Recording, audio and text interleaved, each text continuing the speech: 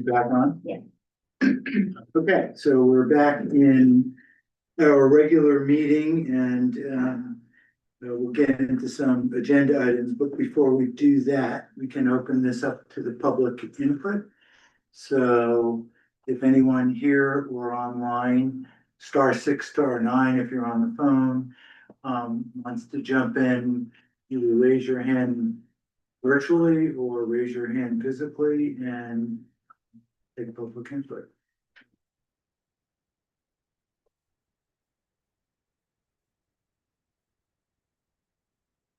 Anyone online here? Maureen? Yeah, well.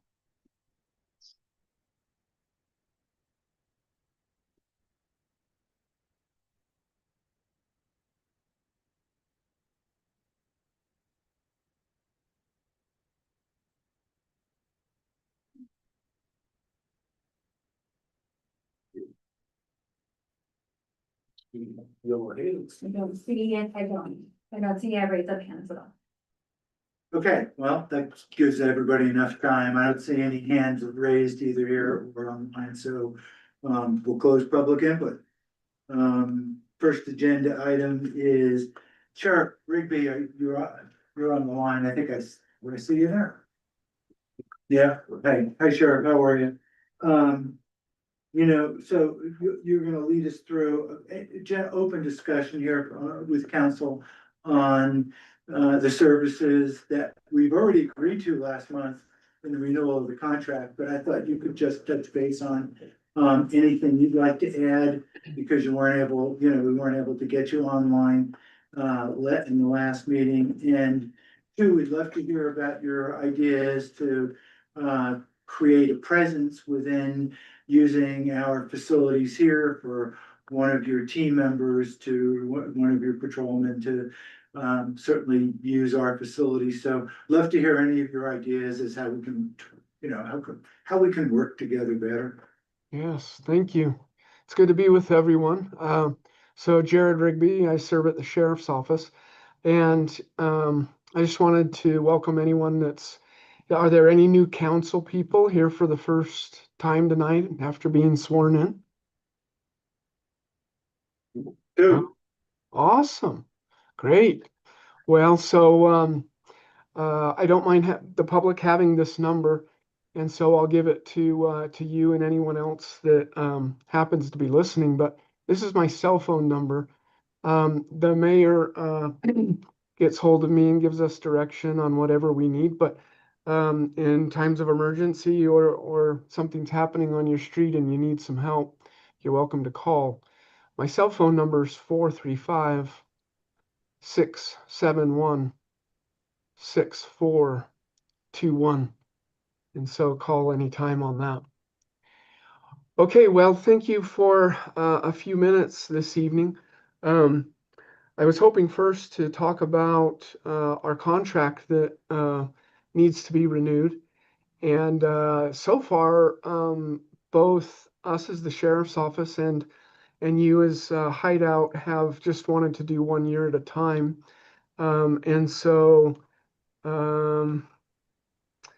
know that in the future, if we want to be doing something different, then let's talk some more about that. I think that we're getting to the point that we can entertain that and make plans for the future if that's something that works for you. But a 1 year law enforcement services agreement. Now we call it an additional. We call it a contract for additional law enforcement services because we owe you a basic level of law enforcement services, and so that is through the general fund of the county. And when homeowners are paying their property taxes, and then that goes to the county general fund, and when the sheriff's office receives their funding for the year, then that portion of the general funds allows us to serve everyone in the county. And so that of course, involves hideout. And so we could talk more if you'd like about kind of basic services versus additional. But the bottom line here is that the town has seen some value from what they say in having us devote a certain amount of time each month, and that is currently about 50 hours a month to traffic enforcement, to truck enforcement, helping with vehicles that are parked on both sides of narrow roads so that we can get emergency vehicles through.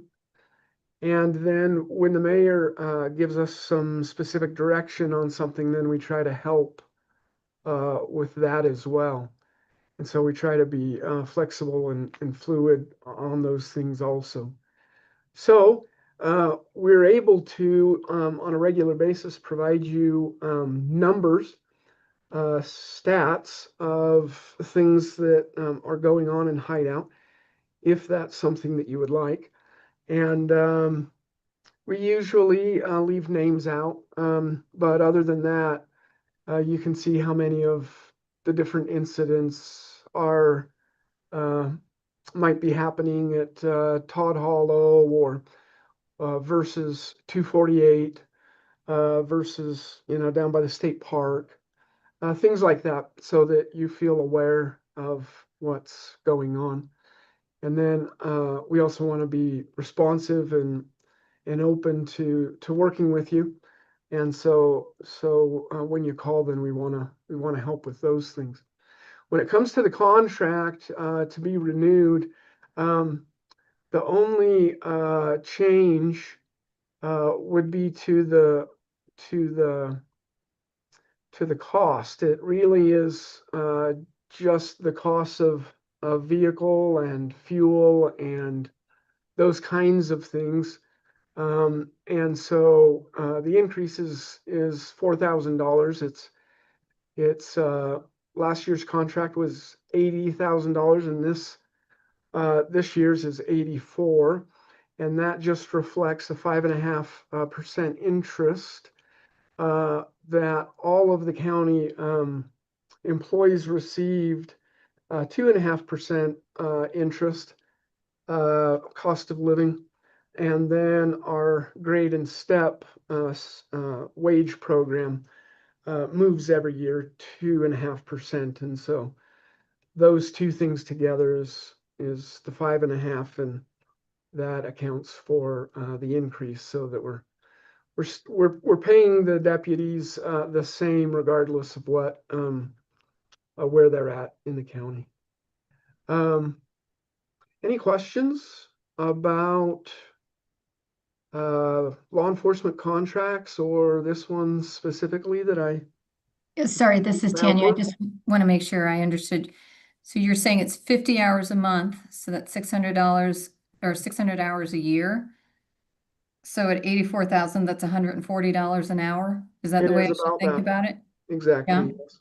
And okay, and are you able to disclose what you pay your sheriffs? Like, I'm trying to understand the profit margin that's in that, or how I should think about it. Yeah, so we could break it down. This is an average of all of them. But overall, yes, we do have a spreadsheet of costs that we can send to you that has the averages of wage, their health insurance, the vehicle, the fuel, the equipment that the deputy wears, and also the equipment that goes on the vehicle. So yes, if that's something you would like, we've already got it prepared. And then do you provide the town with kind of a monthly report of how many tickets you've issued or how many calls you've made, kind of supporting the 50 hours, or how does that work? Just so I understand. So I meet with the mayor regularly, and that's usually face to face. So that's one way. Another way is, I'm happy to come attend, town councils. And I can bring, on a regular basis, whatever stats or paperwork suits you best. We do have some kind of canned reports that we don't even have to really, recreate ourselves. They're just incident reports, numbers of traffic stops, numbers of citations. All of those things are definitely fair game, and we're used to Yeah, writing I'd all. love to see that. I mean, obviously I live in the community and I see a number of violations every day, particularly with the construction workers. So I would like to see the numbers of tickets that are getting issued in connection with the 50 hours of service. Yeah, great. So you're talking about an additional 50 hours of service that you provide beyond what you would normally provide? That's right. Yes. So all these things that you've talked about, you don't provide in other communities? Or if you do, you charge extra for them? That's right. We do our best to get into all of the cities, towns, and the unincorporated area as well. And do regular patrols and also do traffic enforcement. We spend most of our time responding to calls, meaning calls of service. So when residents are at their home and they have a problem, an issue, maybe it's a medical, maybe it's just a question that they have, maybe it's an argument. Those are the calls for service that we spend most of our time responding to. And there is a report for that as well, so that you can see see what's usually occurring in Hideout.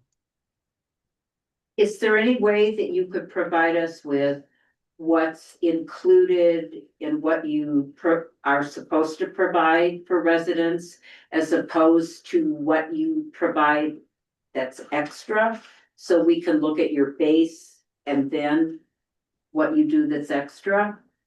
And so if I understand the question, do you mean like, if we were to make, let's say 7 traffic stops, and it was part of the additional law enforcement services that we were providing, then you're interested in also seeing how many traffic stops we're making just as part of basic?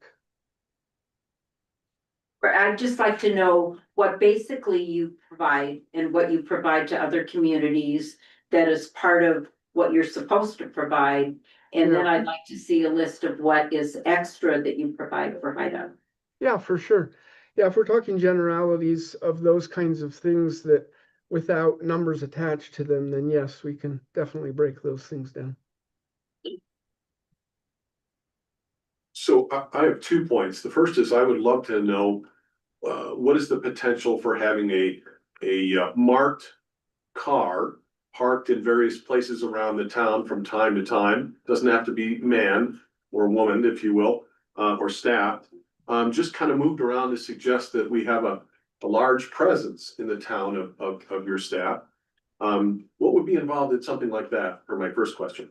I think it's a great idea, and so depending on how the rest of the group feels, as long as there's consensus on that, then yeah, definitely works for us. There's always the subject to the need kind of a thing, but yes, we typically have people in trainings or whatever, and so we're able to take a vehicle and put it in a certain spot for temporarily and just kind of move it around to some extent. I would be all for that. I'd love to hear the other members of the council.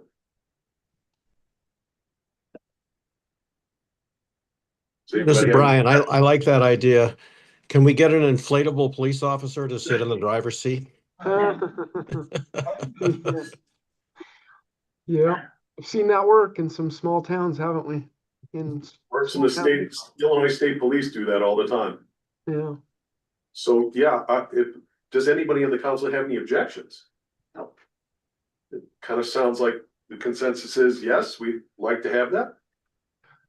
Okay, good. I'll let the mayor know when that actually starts, so you're aware, and then also know that we have trailers that are available. So speed trailers, that I think you've seen them probably before on the side of the road.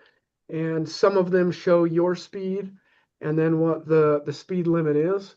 Those kinds of things, they flash if you're going above the speed limit. We have those, and we also have some message boards. So sometimes there's something going on traffic wise or event wise, and so we have message boards we can put up to direct people to, go certain ways or of certain information. And so if you want us to be using any of those things, then those are also open. My second question is a little bit more longer term. As at some point, we're hoping to move our public works building up next to the fire department. But I would like to find a way that maybe we could create some kind of substation or space for a deputy to kind of hang out in from time to time when they're not out on patrol or doing other duties. Is that something that you kind of view as possible or desirable, perhaps? It really is. I really appreciate you bringing it up.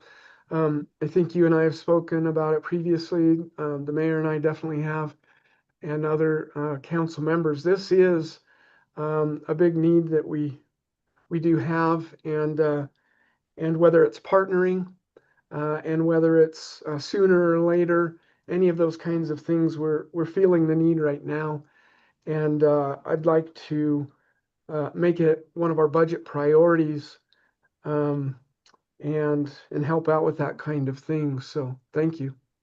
I really like the idea because it'll reduce response time within the town. So anything that we can do to get that off the ground, even on a temporary or preliminary basis, I would love to do. So I'm not sure, Mayor or anyone else, whether there's still a desk that might be used or available part-time at the town hall, but having something temporarily would be very helpful. Well, I even said you could take my office if you needed services. You did offer that. No, we don't want to take the mayor's office. This is so critical that we have some presence, and I think it helps you because you want the 248 corridor better patrolled, and we would be a perfect satellite location right here in the middle, so to speak, at town hall, and you're right next to 248 and you're in the center of town. So it would all benefit us if we could get a real, not a fake person. We want a real person with a real car. Yeah. And we would be more than happy to accommodate. Jan, I don't know, we were talking about this a little bit previously because we have a separate entrance Right. that was originally used. Can we use that possibility? It's ready to go. So, yeah, sure. Why don't we, it's like Yeah, let's talk more. it sounds like we're all in violent agreement that we want to do this. It's just a matter of how we can do it and serve you the best with Yeah. the desk or whatever that might be. Thank you. I would personally like to have some office hours over there every week, just to mix and mingle and get to know people. And so that could be posted. And I don't know that there would be much interest in it, but I'm interested in it. And so, yeah, whatever we could do. Interesting in it too. So, Jan, do you think we can work this through? Absolutely. Okay, so, sounds like we're getting a lot of positive feedback here. I think it's just a matter of how we, implement this. Give you a proper space for the patrolmen so that they have a desk, I guess. Right. What would be the next step then? Like some kind of memorandum of understanding, or what is the next step to make this happen? Mayor, if you've got thoughts, I don't want to steal time. I'm sorry, what was that? I just don't want to take the mayor's time. Do you have something, Mayor, some thoughts on that point? No, I just think we get together and talk through it and we look at the facility and, if you've got, if there are some hours that you want to designate during the week, I think we could even come up with a rotating schedule because, not everybody's here all the time, for Yeah. instance. And I'm not here all the time. Jan's here probably more time than anyone. But, Maria's here and Carol's here occasionally and we have another office. Let's figure out what the right approach here is and, where there's a quiet space. Let's see how we can work this out. You can have the whole room downstairs if you want, you know. Yeah, that's true too. Yes, Councilman, I'm open to MOU, interlocal, whatever, the consensus is. We're used to all of them. Terrific. Okay. Let's make it. So I think that's a great idea. Long term, should we look at what you guys have done with the Wasatch County Fire Department on the other side of the Jordanelle and have space in the new fire department? Is that something we could, I don't know, they're already working out plans for building that new building, but if they could provide some space there on a permanent basis, that might be a long-term solution. We mentioned that, remember we talked about that, Sheriff. Does that, I mean, if there's enough space there, would that fit into your plans better? Because that is gonna be under construction. I just don't know how much space. We'd have to check with Eric. Yeah, I don't know what Eric's got available and I certainly don't want to speak for him. We need to bring him into this conversation, I think, to see what. Yeah. What if anything- That's my suggestion. I like the short-term idea, but long-term, the town hall may move, right? So, where the fire station won't, the permanent fire station. So, I would suggest we try to, I would think they'd be open to that if, assuming they have the budget for the space. Long-term, as we move public works, I think we need to keep in mind a little bit of space, for a deputy. Yeah. Yep, either us or the fire department, either one. It's great. That really is what I was hoping to speak with you about. Any questions, anything else, Mayor, that I'm forgetting? No, not from my end. I know we talk regularly, so I would just say, I'm glad we talked about this piece because it sounds like, again, we're all in concert here, so to speak, on moving ahead with getting more of a presence and making that visible to the town and to anyone coming into the town. And Awesome, helping you in that regard as well. great. So, let's follow up separately and we'll figure out some of the next steps. Does that make sense? It does to me. It's good to meet those of you that are new and see everyone. Thank you. Thank you. Sure. Okay. In a kind of follow-up here, we have, in terms of code enforcement and parking, which the Wasatch County Police is more focused on, non-parking issues, so to speak. So do we have Gareth on the line? And Jan, you coordinated this a bit. Do you want to say anything? I don't know if Gareth is on, but I can tell you about our conversation. So we originally discussed hiring him under a contract basis for parking enforcement. But then as we started talking about various issues like trash and dog, just other code issues we have, I brought up the potential with Gareth of, does he do other code enforcement? And yes, indeed, he has branched out and he does that kind of work. He's working with a couple of cities on different code enforcement. The nice thing is he's got the back end all figured out. So we don't have to hire staff and get up to speed, and he could utilize our existing staff to be on the ground. And then he does the back end charges the fee, collects the fee, and basically submits to the town a certain sum every month based on collections. So, I think we should, if he's not on now, Could have tried to, get in earlier perhaps, and he wasn't able to or something. right, he thought it was 5 o'clock initially, and just, we had some, So should we invite him back? Or do you want to distribute any materials to the council in the next packet so that we can understand what the proposal is and how We can do turnkey that. this might be? Because it sounds fairly turnkey. Yeah. Flip the switch and interstate parking and enforcement does the rest kind of deal is right, what I'm hearing. yep, and Alta, the town of Alta has utilized Gareth, and they have great things to say. He started actually in Breckenridge.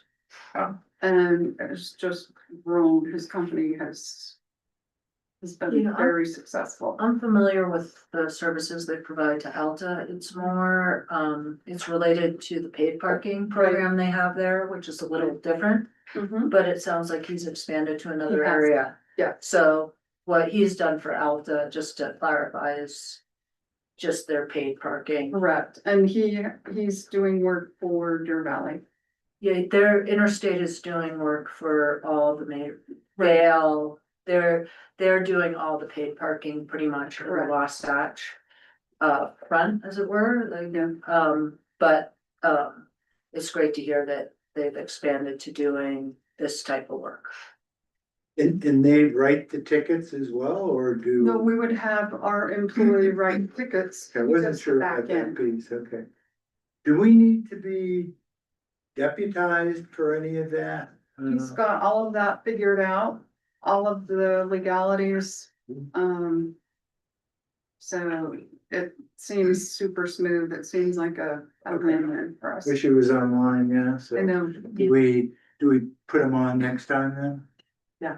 Okay, cause I And don't think anybody's gonna read anything without seeing something in writing and what they do and maybe having some calls to maybe Alta, maybe we just ask, how's it going, Well, Alta's, I can tell you, cause I also represent the town of Alta. I mean, I know that they've been happy with Interstate, but the service they're providing to Alta is not the same as what we're looking for here. Because we don't have a paid parking program. So, I mean, you can talk to Deer Valley, you can talk to, Town of Brighton also uses them, so they are doing a great job in terms of that paid parking program where people do reservations and all that. That's a different item that different service that they're providing for those municipalities. So I think it might be important to find out who they're providing this kind of service to, so that if you wanna ask them questions, but I think it would be great for you guys. I would suggest that you you have him talk, if they are used, have him talk to Cameron. If we're still representing the town, because Cameron has done a lot of work with the enforcement stuff and issuing tickets already for the town, so he can help us. Any other questions at this point? Okay, next one is discussion around the franchise agreement with Utopia. Holly's gonna lead this, and we're not gonna do any authorization tonight. I don't think we've got all the I was information. confused because we did I sent it to Maria on Friday. She got, I think, a little caught up, but she did send it to you all on Monday. Right. But I'm sorry that we didn't, flag that for you, but in any case, we have Nicole Cottle here who, represents Utopia, who's very knowledgeable, so can answer any general questions, and then we can, obviously, it's up to the council if you want to vote tonight, or if you don't feel comfortable, obviously, you can defer it. I do know that they do have an issue with a broken line. I don't know that they would fix it in the next month, but I'll let her address that as well. And I'll let her kind of take the lead to explain it. Sure. And I sent out today just kind of a summary of the, yeah, you're pulling it up, awesome. Of the, kind of the franchise. It's a little different than the other franchises we've done. And I'll let Nicole take it from there. Nicole, you want to jump in and give us your pitch and also what, give us a few minutes for questions. Sure. Thank you so much. Thanks for having me tonight. I really appreciate the opportunity. As you might be aware, Utopia is actually a group of municipalities, Utah municipalities that came together under an interlocal that provide fiber. We just provide the infrastructure, just the utility. So we don't provide any retail services. We only provide the line that the retail providers ride on. And we do have some fiber in your town already. Most of that fiber, well, all of that fiber actually was put in when areas of the city were private. So we do have some lines that are in private streets, if you will. Some of those have now been made public and are in ownership of the town. We, as you might imagine, it was quite of an expense for us to get our line to your town. And so, as Polly mentioned, we do have a break in our line that is in a pretty expensive part. However, it has been broken for quite a little bit of time. We've been in this franchise process for a little bit of time, and part of that is on our shoulders because we had a prior attorney who was working through some things many years ago and wasn't able to get it across the finish line. And so hopefully we can here, and whether that's tonight or at a future meeting, that's totally fine. Because we're municipalities like you, we are amenable to whatever you might request of us or might need of us from a city perspective. We have utilized this standard form franchise agreement across the state because most cities are most comfortable with that form, even though, as you saw from my brief summary page, some of the provisions in that franchise agreement, in fact, don't apply to Utopia because we are just the infrastructure provider and not the retail provider of services. So it is a little bit of an interesting dynamic that way. I can answer any questions you might have with regards to that. I know that Polly mentioned that one of your most grave concerns is how we actually put lines into the ground and the construction processes that we follow. First, I would say that we will explicitly follow whatever direction or requirement that you have. And so we get permits as normal. And we follow all of your rules, but we also have a gold standard for ourselves. We do not do any micro trenching. When we do go into the ground, we don't do open trench either. We don't dig into the ground and open up a trench in your road or through your road or through the right of way. We bore, and we go at least 24 inches down, if not 36. So we're anywhere between 24 or 36, depending on the ground and how that engineering works. But we do that with, of course, the fiber and then the conduit, in addition to all of the requirements that you might have. We do have fiber all across the state and in most of the cities in Utah. And we do, as I mentioned, have some fiber in your city. We typically would not come in and just lay fiber for fun, if you will. We do that as we get orders. In this case, we do, and you'll see, I mentioned that we do have the fiber that it was damaged in a construction project, not by us, but by a construction company in your Deepwater HOA. And so as we went to fix that, those roads had transferred from private ownership over to the ownership of the city and of the town, and the town requested that we get this franchise agreement put together. So that's what we're striving to do. As Polly mentioned, if you have a standard form that you'd like us to use, we're amenable to that as well. My understanding was that you didn't have a standard form franchise agreement, but we're amenable to that. And we really, as you know, you control your right of way. We're very respectful of that because all of our cities like to control their right of way as well. And so we're you, and if you have a form that you'd rather that we use, we're great to review that and proceed that way as well. Again, happy to answer any questions. And with that, I'll just turn it back to you, and I'm at your service for questions. And thanks again for letting me come tonight. And I can just clarify two things. She's referring, it's in Deer Waters is where the fiber is currently. And also I found through the files that were given to me from Dan Dancy, the prior town attorney back in 2020, that they were working on a Utopia franchise and that somehow didn't get finalized. I remember that because I was on the planning commission way back when we were talking about Utopia. So it's interesting. I feel like this is a reincarnation, but I'm not sure why things went south at that point in time. I'm not quite sure. I think maybe someone just left or whatever, who knows, but, and also with Dan leaving, maybe it just didn't, it fell off.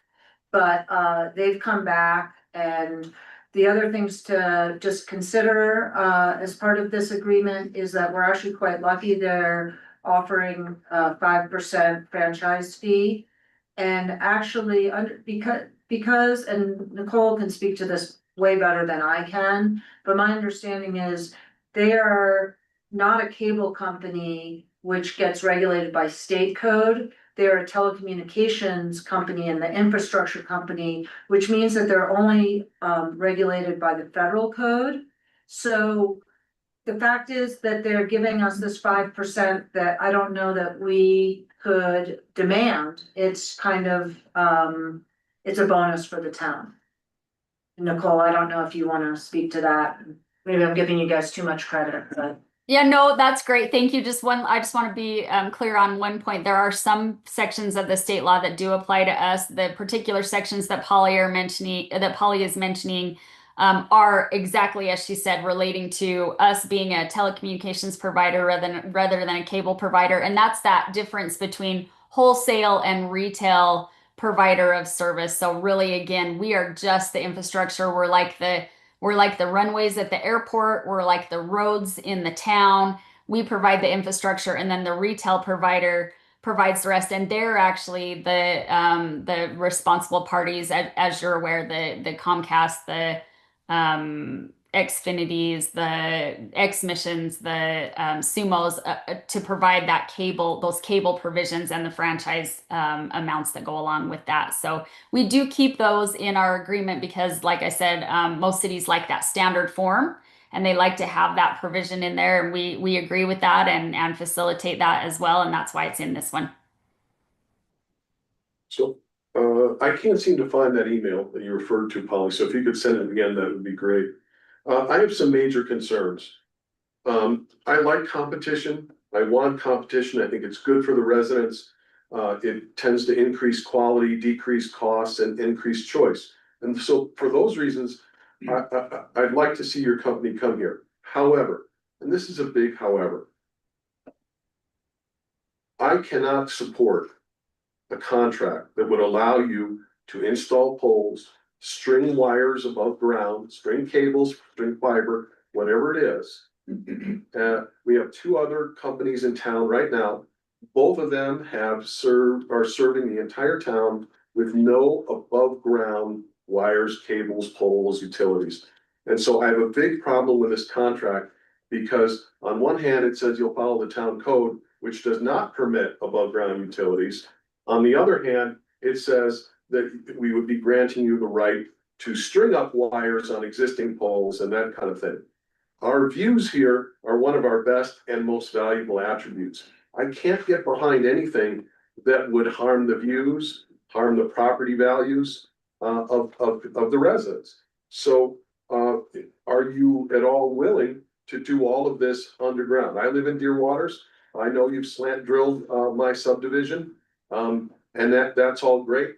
But as for stringing up additional wires, poles, cables, any above ground structures, I gotta tell you, I don't think you're gonna find much support in this council.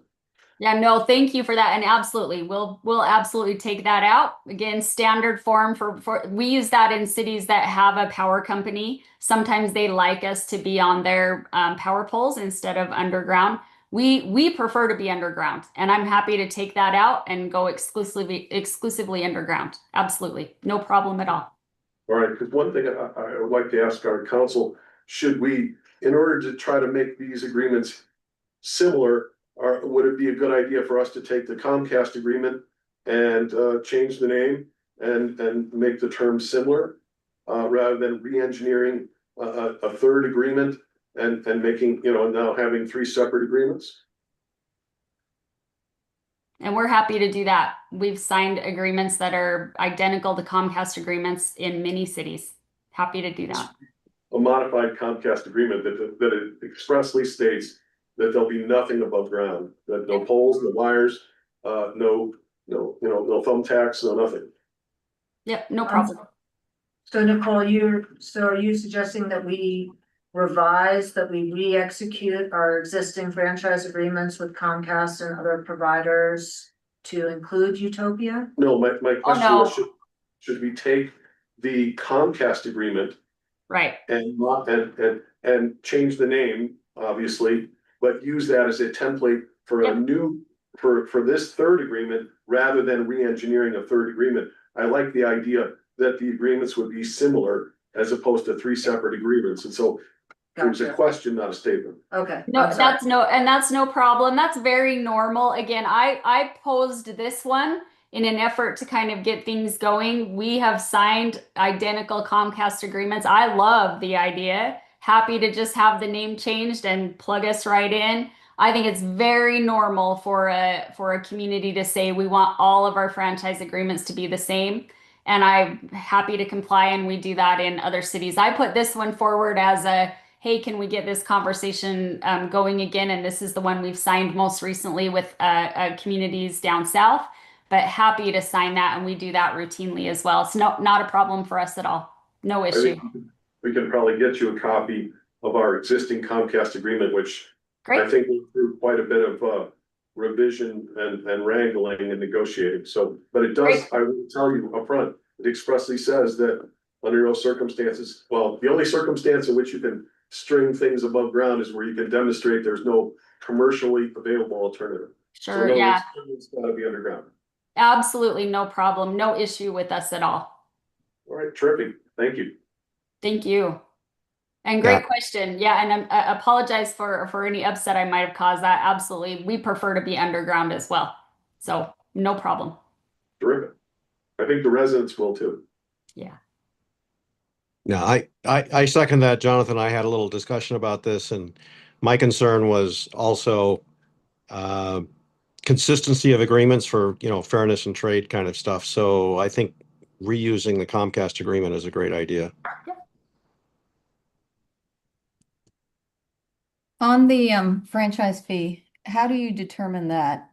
Like, how do I know the 5% is competitive to what you give other jurisdictions? Well, so again, technically Utopia is not subject to a franchise fee because of the type of community or the type of Understood. Yep. group Understood. that we are. Whatever your Comcast agreement says is what we will do. So that's consistent. Again, we don't pay that fee in any of our jurisdictions that we do business in. The provider, the end user provider pays that. So it does. This is a pretty standard one. There are, I will be honest with you, the other one that's floating out there that I'm aware of that's different than this is Google. So Google Fiber has an agreement that they have posited in some cities that has they don't call it a franchise fee. They call it I'm not going to get the term exactly right, but I think they call it a road use fee. And that is specifically negotiated city by city with Google. And so I will sometimes have cities say to us, we have this kind of a particular deal with Google.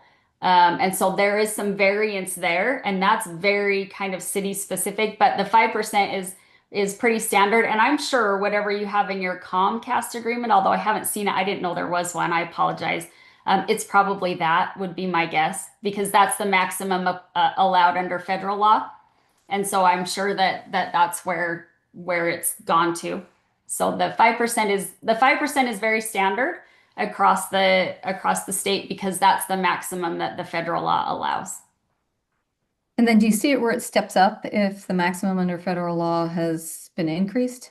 Because it's a 10-year term, right? I have seen, yep, I have seen provisions in agreements that say or to the maximum of the federal allowance. I have seen Yeah, that. I'm sure. I'm guessing that yours with Comcast probably doesn't say that, just because I don't know that they would voluntarily agree to that change, but we can take a look at it. Yeah, I'd be curious.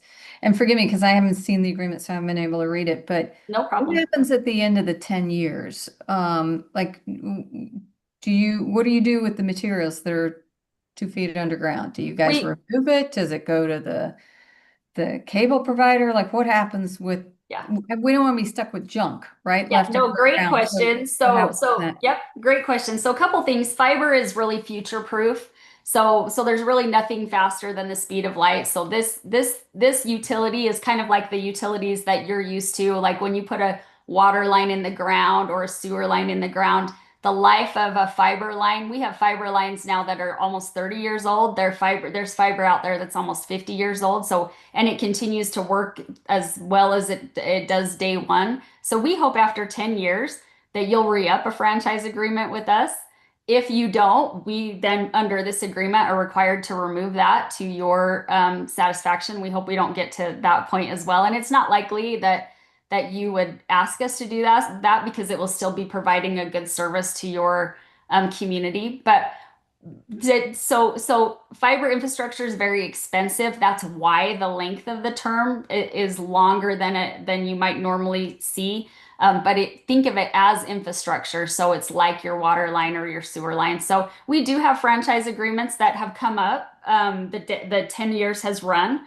And we just come back and have these kind of conversations and say, hey, we'd like to renew our franchise agreement, as do all of the other cable providers, your Comcast and your Xfinities of the world. Same situation. They come back and ask the community, the right-of-way owner, to renew the right-of-way franchise agreements at that time.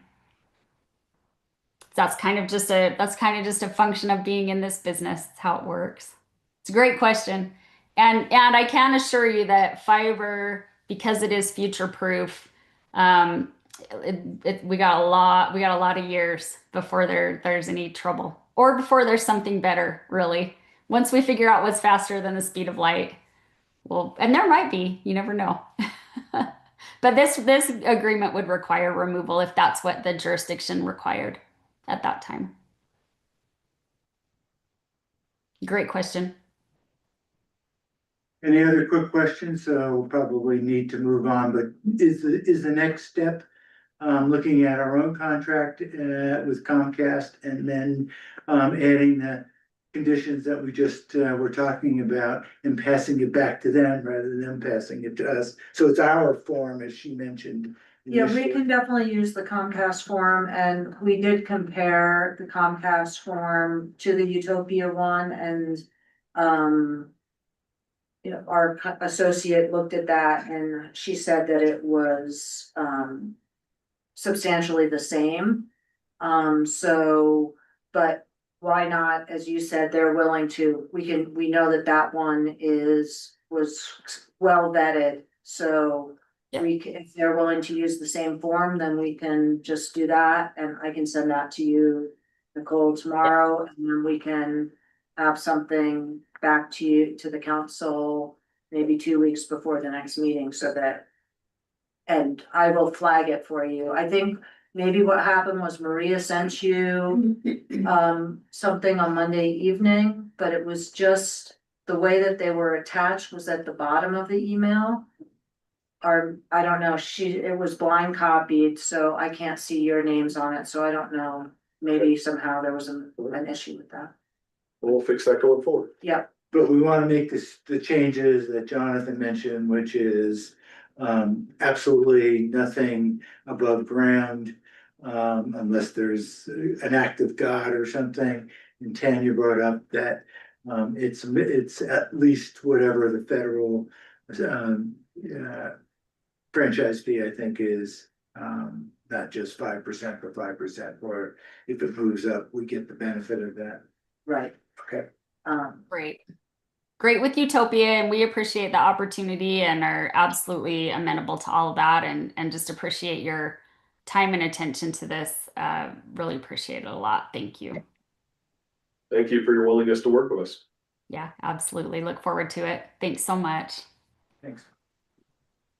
So moving on, and I just want to make mention, Bob Nadelberg has said he's gonna log off.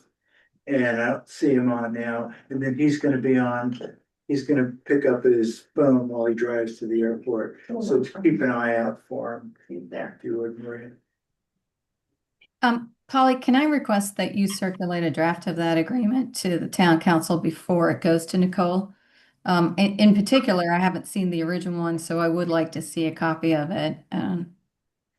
Yeah, so you want the Utopia one that they sent to us as No. well as just the Comcast one? Just the Comcast, yeah, I think Okay, we so should have that's an good. opportunity to give it a quick review before it goes out. Sure. Thank you. So with that, let's move on to the LTAP, which is Randy, are you on at this point? Yes, Because can you hear me? we can, I know we've moved you around a number of times, so, I was looking at your report, great report, love it, so, can you take it over, so to speak, and present whatever you want? I don't know if you have a PowerPoint or. I'm whatever gonna- you- I'm going to share my screen and go through the report and go through the GIS database a little bit. I just requested access. So hopefully Maria can give me access. Okay. Looks like I can share my screen. Is that starting to show up? It is. Okay, this is the GIS database. So let me just introduce you to who we are and what we do. So we're the Utah LTAP's out of Utah State University. We've been there since 1988. Every state has an LTAP, and it stands for Local Technical Assistance Program. So not only do we get out and help people with like their pavement management and data gathering, and we have students do that work, we help people with traffic issues. We have a safety engineer, and we're really trying to help local governments with safety. We do classes for local government employees. They don't have their own programs like UDOT does. So we try and give them continuing education so they can be better at their jobs. So that's just a quick overview of that. This report, Hanson Allen Luce contacted us and asked us to do this pavement report and coordinate with the town of Hideout. And so I'll just walk you through it a little bit and what the key concepts are and the key goals. What we try and do is, Excuse me just a second, Maria, could you let me in so that I can look at that on my laptop? I can't see the screen from here. Thank you. I'm sorry to interrupt you. Please go ahead. oh, no, you're fine. So, what we do is we look at the roads and we try and classify them. There's a ranking system, and we classify them that they have a life of 20 years. We look at a 20-year life, and that's with no maintenance. And so if you look at this GIS map, this is actually showing the different classifications, and this is what the students went out and did. So they actually go to every road in town. So if I click on this road, which is Claim, and they get a photo of that in GIS. Why is that not coming up? There it is. So you can see the photo of that road. We can zoom in a little bit there. That got a poor life, saying it's probably less than a couple of years of remaining service life. Now, as we talked about this road with Public Works and We're showing us engineering, pause screen. Can you show that as well? is it not working? There, that's working. Huh, it wouldn't show the pop-up, I guess. Does it show it? to the side? No? Guess not. So, but you're probably familiar with this section of Clayman here and that it's pretty beat up. When we looked at that, it would to reconstruct that road would be more than your annual budget. So we said, let's make sure that projects up there, construction vehicles, other things are not accessing it anymore before you reconstruct that. There was discussion of all that, but we go through all these. We go through and we do ratings on them. We do a structural rating. We see if the cause of the damage, the cracking, the fatigue cracking, the alligator cracking, we see if it's related to a structural issue with trucks or heavy vehicles. We also look at environmental issues and we combine those into that remaining service life. And what we want to do, I'm going to scroll down in the report.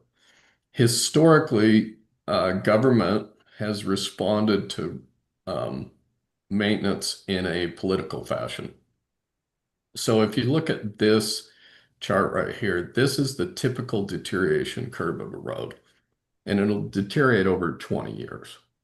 And what happens is the further it gets down its life cycle, the faster deterioration occurs. And you really want to do routine or preventative maintenance, which is cheaper, which is in the first 10 years versus getting into the rehab or reconstruction, which is much more expensive. So what you're trying to do is you're trying to extend that service life out by doing crack seals and chip seals and slurry seals and things that'll keep that road from getting moisture in it and keep it from getting broken up. Does that make sense so far where we're at? Okay, so as we go through this report, it's easy to look and say that this Bellevue is a very good brand new road. And then as you go down through the report, Longview, it's got a few more structural cracks in there, so it rated a little bit lower. Then you get down into the Fair, and this was Lariat. And then you got down into the Poor, which was Stargazer, and you can see it has some needs for some patching and some other issues. And then you got all the way down, and this was Claim, I think, or it goes down the back way to 248. So we look at those and we classify them. Sorry, I'm jumping around a lot here, but we look at if this goes every 2 years here, and I can zoom in a little. These roads in red are your bad roads. These roads in green are your good roads, and the yellow and orange are the in-between years. And every year that you don't maintain that road, it moves a year to the left. Okay, so what you want to do is you want to keep your good roads over here, and you want to address these roads before you want to keep yellow over here, and you want to keep it from getting to orange and then getting to red. It's what we're really trying to do. If you do that if you do it that way, it's a much better use of your money. Historically, maybe you always fix the bad roads first, but that's a more expensive way to address it. So we go down through that, and then we look at what your budget is. So I'm going to jump down. By the way, the road, Randy, on the structural E, very poor, is that road at Claim, isn't that their secondary egress road, or am I incorrect? Yeah, I think it looks like it's not a full width road, and so there may be some other reasons to. Do you pay much attention to that? Because, we're probably not gonna suggest that, if I owned the road, that wouldn't be where I would put my money. Since it's only used for egress. I don't know if you classify them, if in your data system, if you do some classification of that. So we'd love to see your raw, maybe some of the raw data behind this as well. And typically in bigger cities, they're classified as like arterials, collectors, locals. In Hideout, it was pretty much all the same, but I agree with you there. That looks like a secondary access. And what we told them was, it would cost more to fix this. Your budget's about 120,000 a year that you get if you use all that money. So this comes from B and C funds, which are gas tax. And it comes from the Rural Transportation Infrastructure Fund, which is a new fund that the legislature created. Rural counties don't get enough money. In fact, nobody really gets enough money off the gas tax.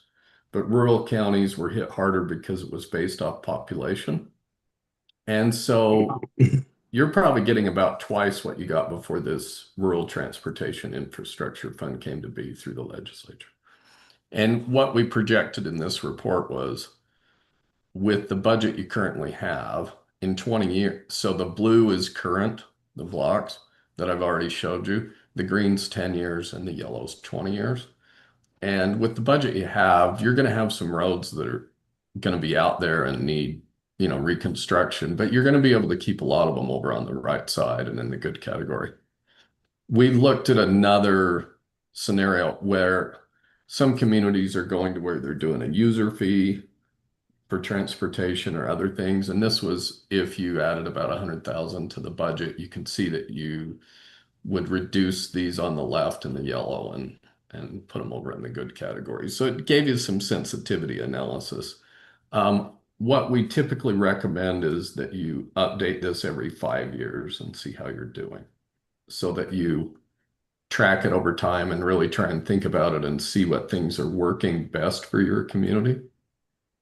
So we go through that. There's a couple other things we recommend in there. One of the things is to make sure to spend some money on inspection of new roads. Don't accept a road that's going to be substandard. So where we say it has a 20-year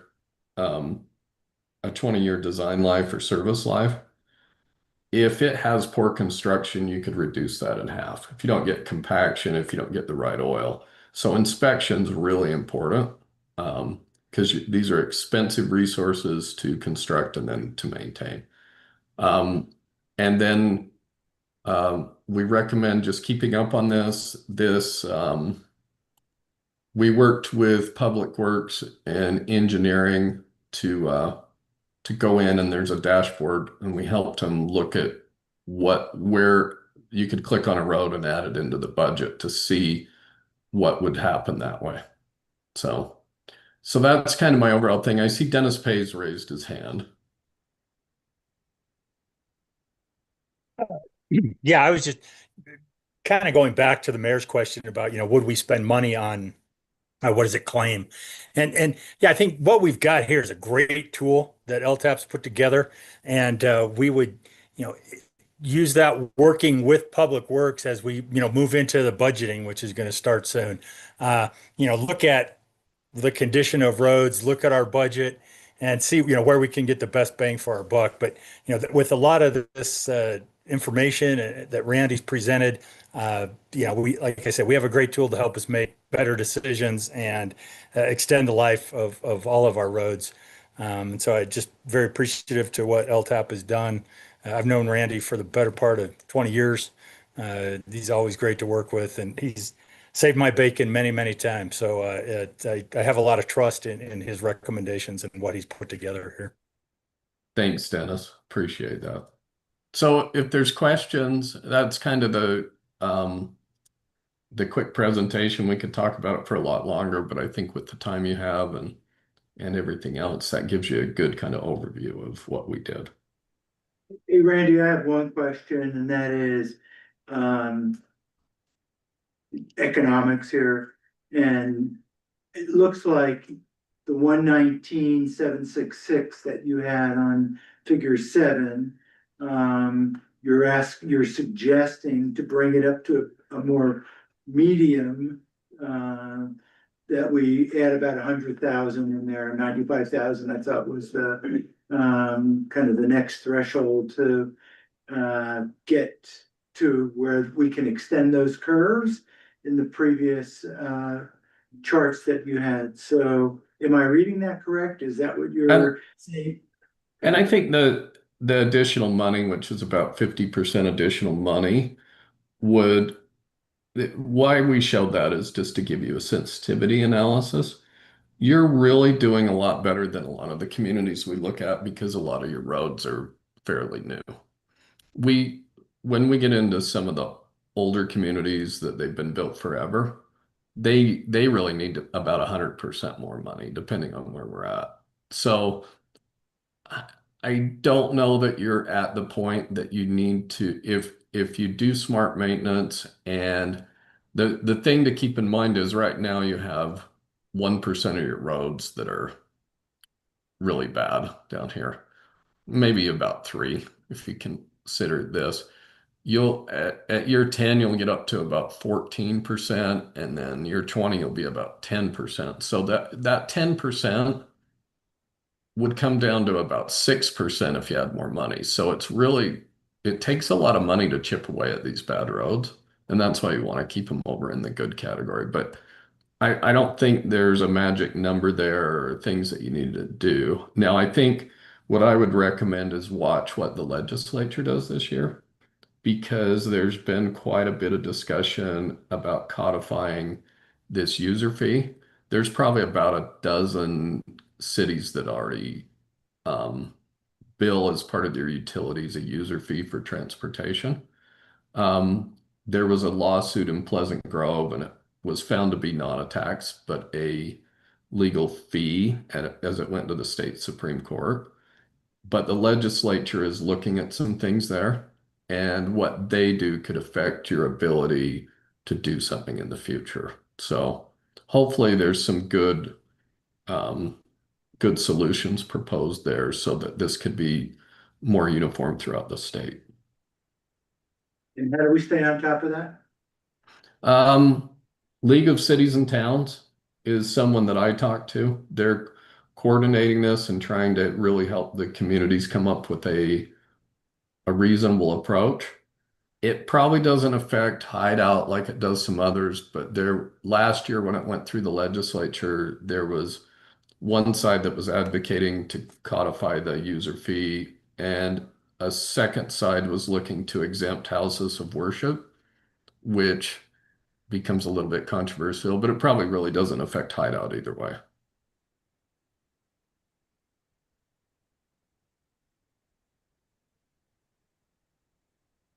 So that's, I had a question. Was Golden Eagle part of that evaluation as well?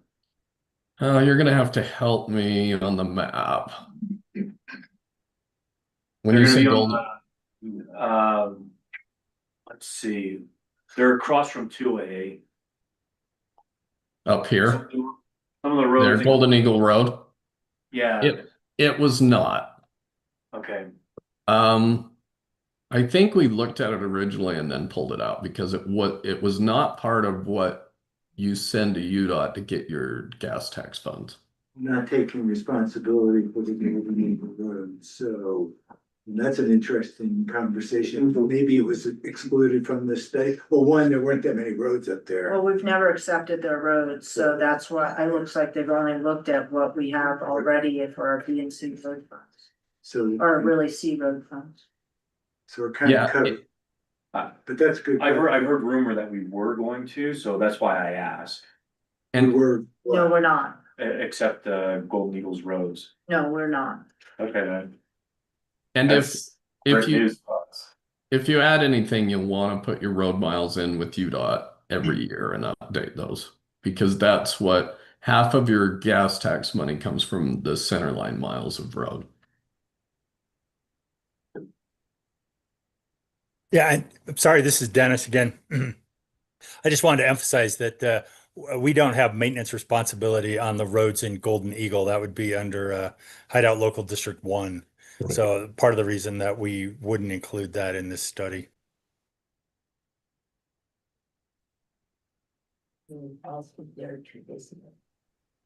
Anything else? no, Randy, I think we're, first of all, I love the report. It was, excellent kind of projection. So I think you're right. We're probably not immediately impacted maybe as compared to other towns or cities. And, but, I think we need to be future looking. We don't want to leave. I wouldn't want to, in 4 years say, we just left a mess for the next administration or whatever. So we need to balance our long-term thinking with our short-term investments. In any case, thanks, Randy, and, I don't know how else to say, great report, it was informative to me. Thank you. We appreciate working with you guys, and I hope it helps. Good, thank you. Yeah. Okay, so next is, I think, Polly, you're gonna take us through how to be ethically minded here. You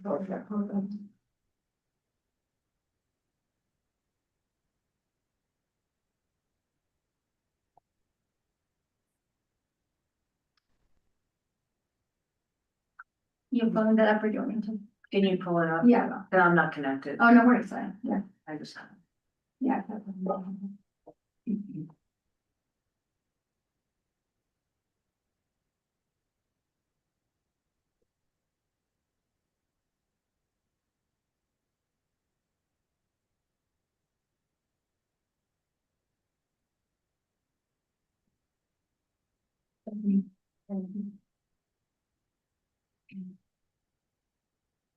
Or do you need hop on? Oh, there you go, okay. So I just wanted to, so as you may all know, you have to file conflict of interest disclosures but before the end of this month under Utah state law. It's going to be, the disclosure is gonna look a lot like what you've had to submit if you've recently run for election. So it's the same as the candidacy. I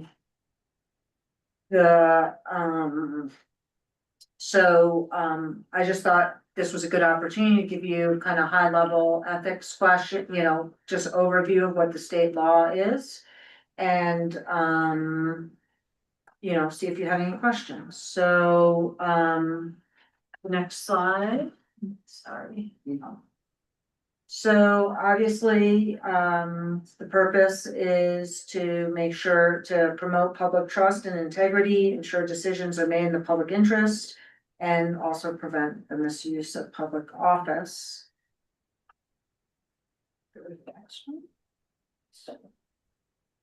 Holly, I'm not seeing your slides on Zoom.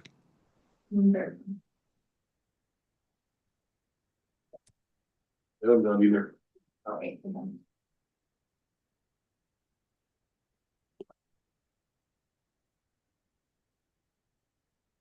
That's fine.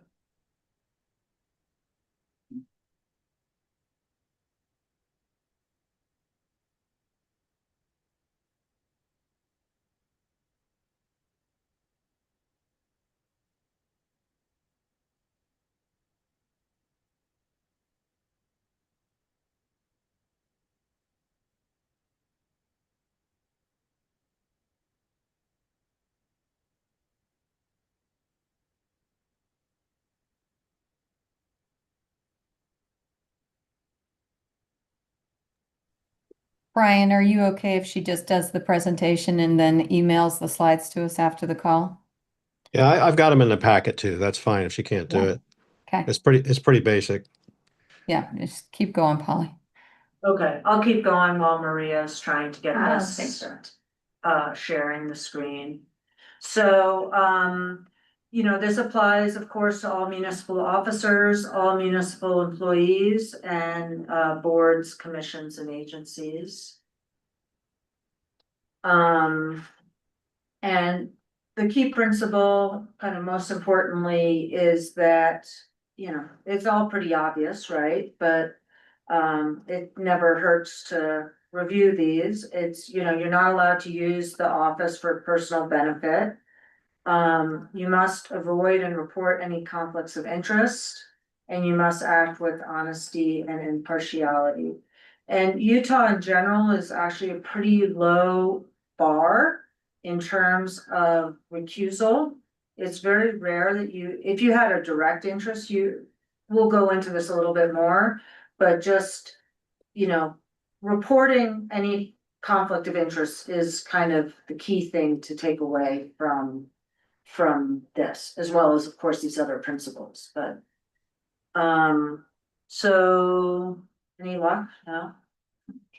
Okay, So conflicts of interest, what is a conflict of interest? You know, financial interest in a business entity regulated by or doing business with the municipality. Family or business relationships that could or do create a conflict between, someone, an employee or an elected official's personal interest and public duties. So, you do have to, disclose, any compensation for assistance in transactions involving the municipality. And that must be a sworn statement that's disclosed in an open meeting. I don't think that's ever come up, but for example, if Nate Brockbank lived here and was on the council, right, he would have to disclose, oh, this project is mine, right? I have an interest in this. He would have to recuse himself because he would have a direct influence.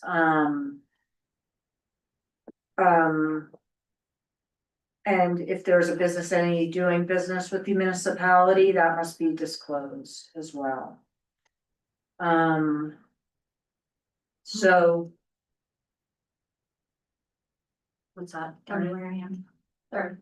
Okay, so sworn statements, annually, you have to file a sworn statement. And Maria can accept you can do it in front of her. And she needs to take it, and then it's going to get posted on our website. If there is a case where someone's agreed to receive compensation for assisting with the transaction, which I would not, recommend, that seems like, but it can be disclosed. I think that wouldn't smell great. And you have an ongoing duty to report, and that is important because while you're filling this disclosure form out in January, if something happens, if you move even, you need to update your disclosure statement so that it's clear where you live.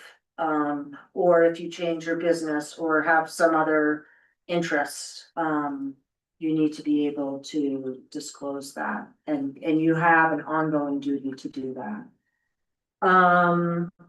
Obviously, you're not allowed to use the office for personal benefit.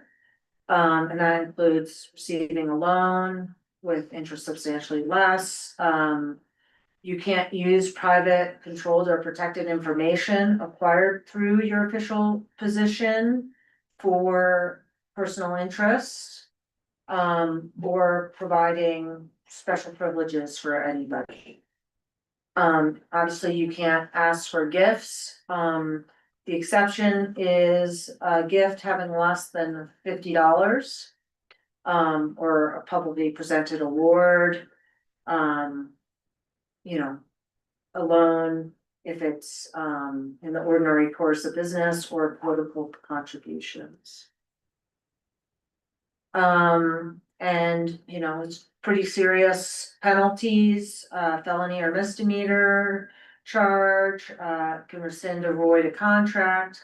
And it could possibly result in dismissal from office or removal from employment. So, I'm on slide 10 here, yeah, okay, Jeff. The annual conflict of interest disclosure, again, those who are newly elected officials should be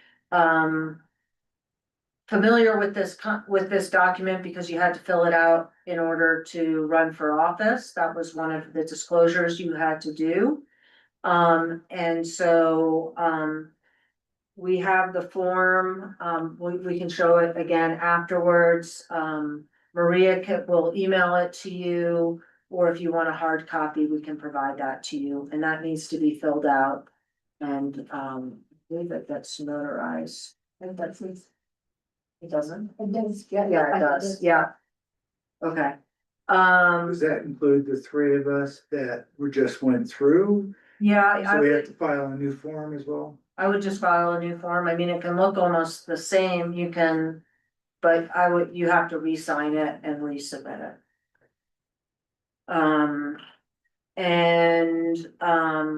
Once it is filed with, Maria, our recorder, she will post it on the website and provide a link to the posting to the Lieutenant Governor's office.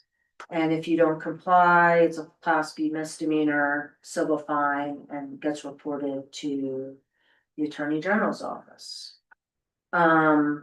So I don't know that unless you have question, I mean, it's pretty self-explanatory, but includes your name, spouse's name, other adults residing in the household who's not related by blood, employers of yourself and your spouse, and any entity you are an owner or officer, and if you have received $5,000 or more in the preceding year, or stocks and bonds having a fair market value of $5,000 or more. And I have to remember about this. I think that publicly traded stocks you don't have to like list your stock portfolio. That obviously would be problematic. So if you have any questions about that, we can talk about that. I do have a quick question. Does this mean that every trade of a publicly traded security with a value of $5,000 or more has to be reported? No, that's what I'm Okay. saying, is All right. that I don't think it includes the publicly traded. Okay, so those are exempt from the report. Right, and Okay. and of course, like, yeah, if you have a mutual fund, all that, that's not, As long as they're publicly traded. I'm pretty And sure. you don't have a certain interest or more in the company, if I remember correctly.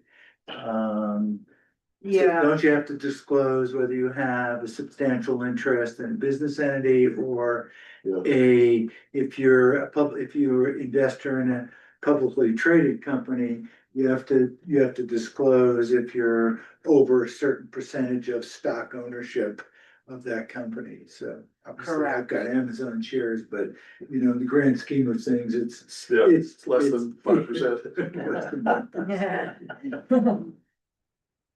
So does this also apply to existing members on the council like myself and Carol and Bob? Yes, Okay. it applies to every elected official. Got it. Thank you. And it doesn't apply to non-elected officials. It doesn't apply, that this conflict form does not have to be filled out by the planning commission because they are not elected.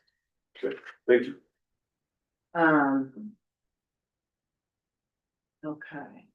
And that's very high level. That's it. And then we also have a link to the Municipal Officers Ethics Act. That is part of the state code. It's chapter 3, 13.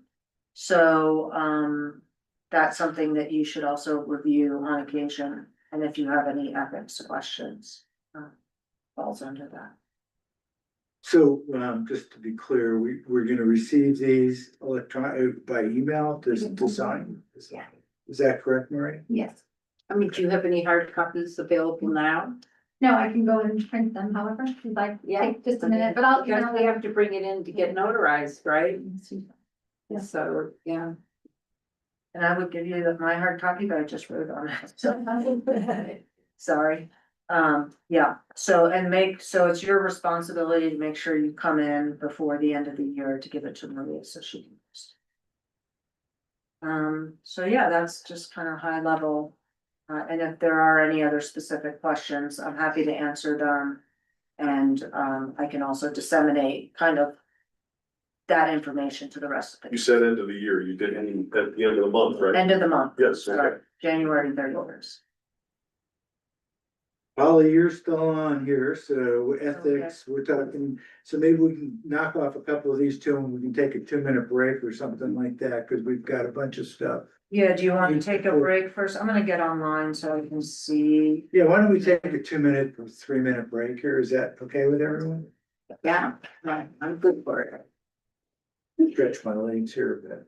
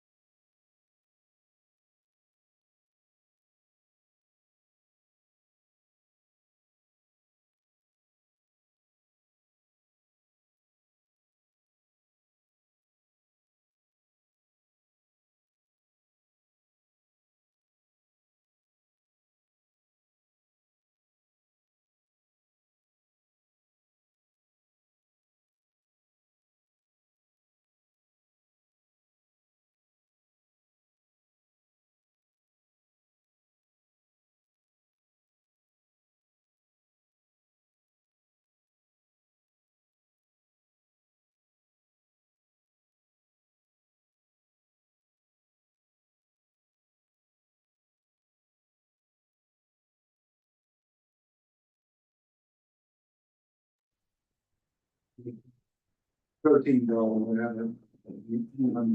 So the next three, Polly, are really, what we had talked about and related to the planning commission, the next three items. So, how do you want to go through this? Well, why don't we just go in order? I think that they were in order and.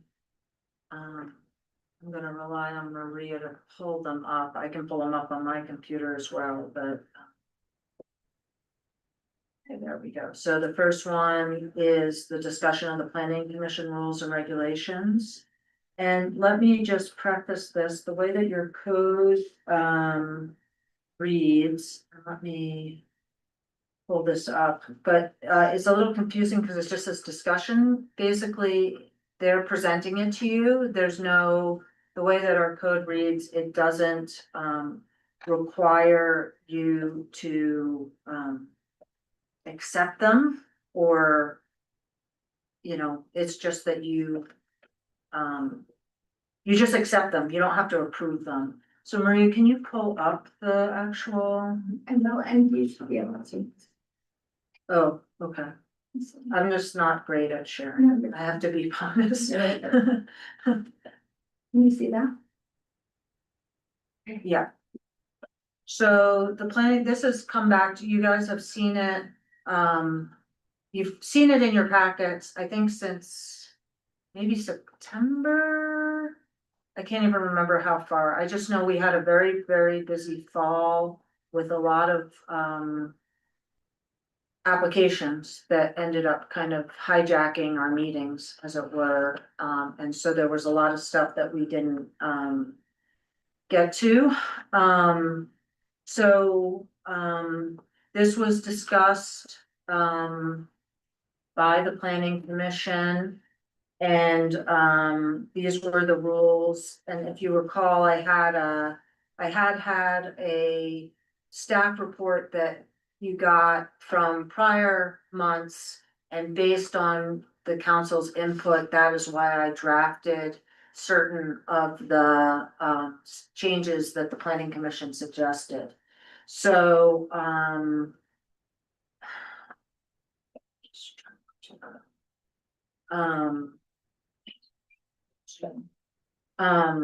so I don't know if you want me to go through this or if you want me to, if you have specific questions, but as I said, it just gets presented to the council. So you can see, yes, this was adopted in September, and I guess I need to update the date, because this is when I think it was first presented to you.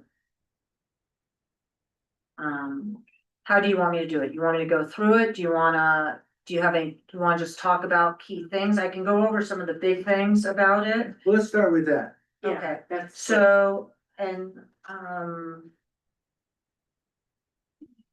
sorry. I shouldn't have I should have been on the computer before. So, one of the big things I'll kind of go, is that they asked to appoint their own chair and vice chair. Before the code was silent on that, the hideout code was. And so, that was kind of a big, issue for them. So that was one thing that they asked of the council, and the input I got from the council was that you wanted to consider that. And so subsequent to these rules, you will see an ordinance that allows that the planning commission will appoint their chair and vice chair, and it will be a 1-year term. Some of this just comes directly from the code. They have staggered 4-year terms. The mayor, with advice and consent of the town council, shall appoint them. So the mayor picks the person, but then if the council has to approve whoever for whatever seat. One thing that has been confusing to people in the past is just, I kind of look at it as seats A through E, as it were, 5 seats. And each one has a particular term, so if someone leaves, person who replaces them gets the rest of their term, the term doesn't start over. So that's how it reads in here and in our code. I think the confusion was with the alternates. Yes, the alternates in our code was silent. Alicia had, both alternates coming up in 2026.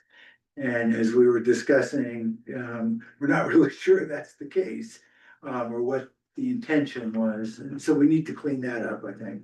Absolutely, yeah, so, and one other idea, and I sent this all to you yesterday, I think it was, so I know it's last minute, you don't have to consider it, but the mayor asked me to. We just we were talking about it and talked about the concept that maybe the alternates should just become full-time members, and then you have a planning commission of 7 members.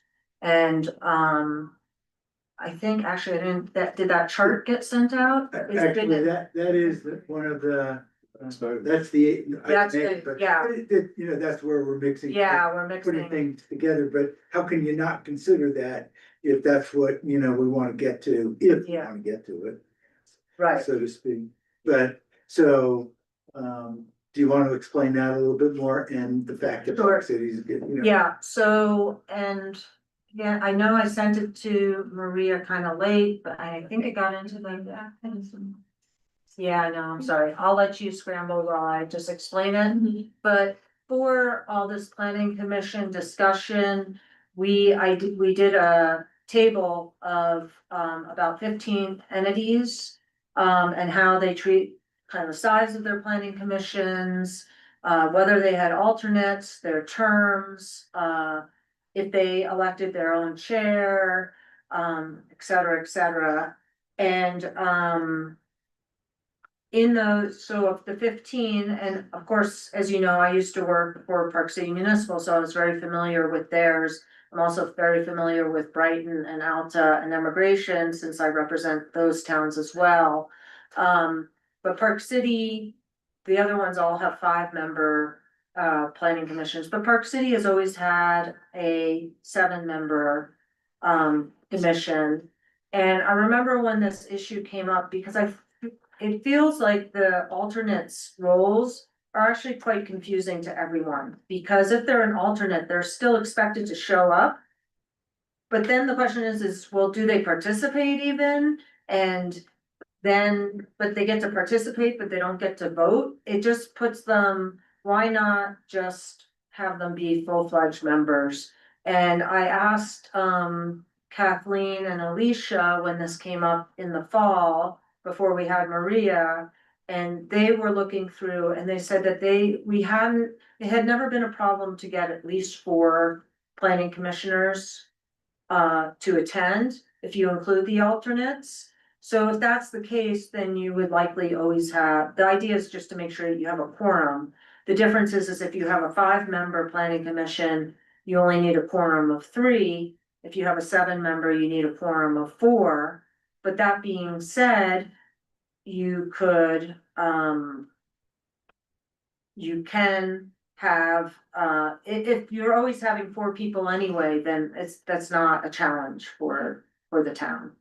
And I think that also as the town, that this maybe, I mean, it's totally a legislative decision. Legally, you can do it anyway. I think as the town is getting more people and is now officially a city, that you have more of a pool to choose from, where you have more people available. I think initially it was really hard to get people to even beyond the planning commission, so having alternates was a way to try to assure that you had place for them. So that's a little segue into one of the other discussions.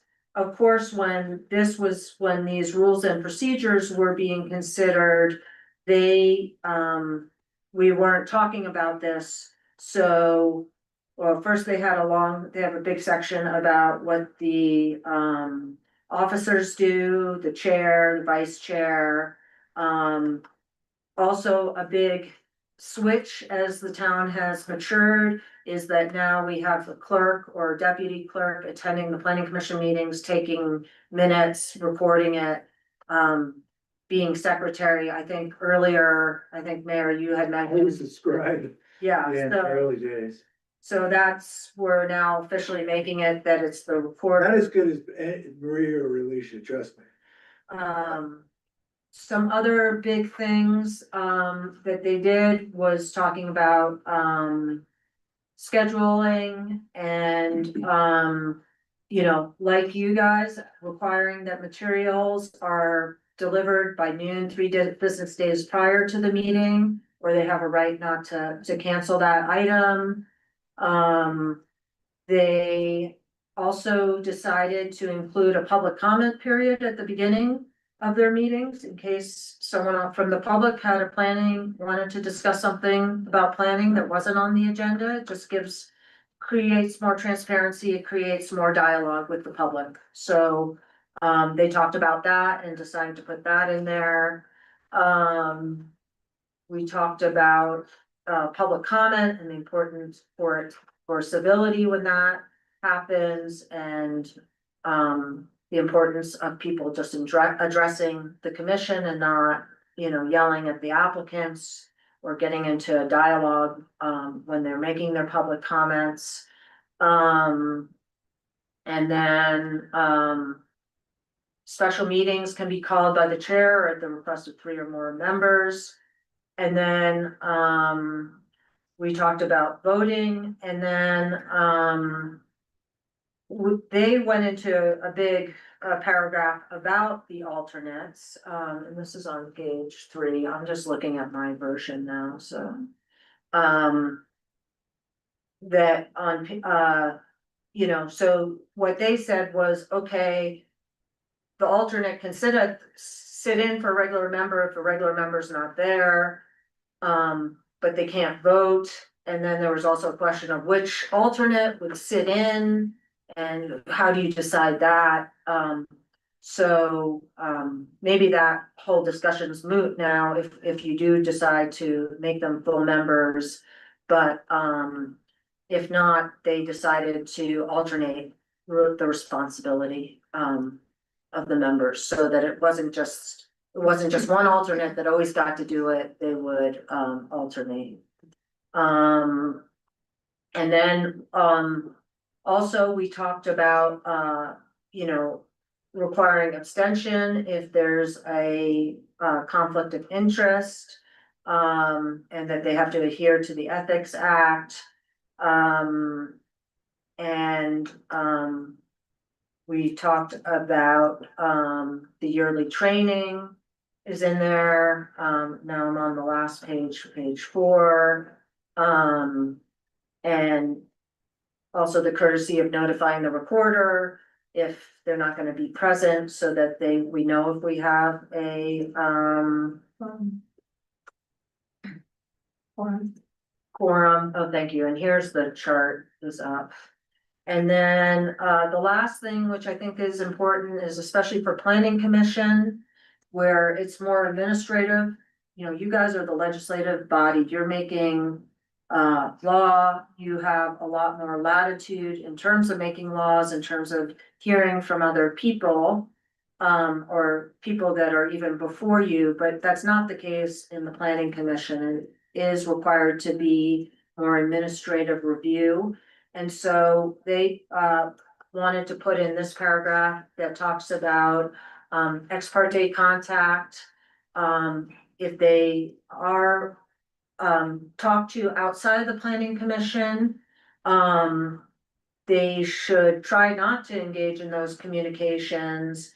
And the idea is that everything that happens in front of the planning commission happens in the meeting itself. And if an ex parte communication does happen, then the planning commissioner must disclose that to the rest of the commission and let the rest of the commission know what was discussed so that everybody has the same benefit of the information that was. Can I ask you a question about that? Sure. Does that apply to just persons who are interested have a financial interest, or let's say, you know, their neighbor heard about the project and a member of the planning commission has a conversation with their neighbor who has no financial interest whatsoever in the outcome either way, other than being a member of the town, does that also apply to those types of conversations? Yeah, so an ex parte contact is any communication with an applicant, applicant's representative, or member of the public interested in the outcome of a So decision. interested doesn't mean financial interest, it just means a Interest. casual Right, passing. because the idea is that you can't lobby the planning commission, it's an administrative decision. Now, of course, this happens and, you know, if you happen to be, you know, both on the bus going to Deer Valley, and your neighbor starts talking to you and you're on the planning commission about an application that's in front of you and saying, well, why are you guys doing this or whatever, and you can't, you know, this first of all gives the planning commissioner something official to say, no, my rules do not allow me to, you know, if you have your concern, bring it to the meeting. You now have the opportunity to speak in public beforehand, to make or submit a written comment and we'll receive it. But the idea is that everyone's getting that information at the same time and not having people have separate side conversations. Thank you. And so, yeah, so it just says that their comments, concerns, and evidence are on the public record. Yeah, this was passed back in September by them. So, and I was just gonna find your code that just talks about how this is accepted.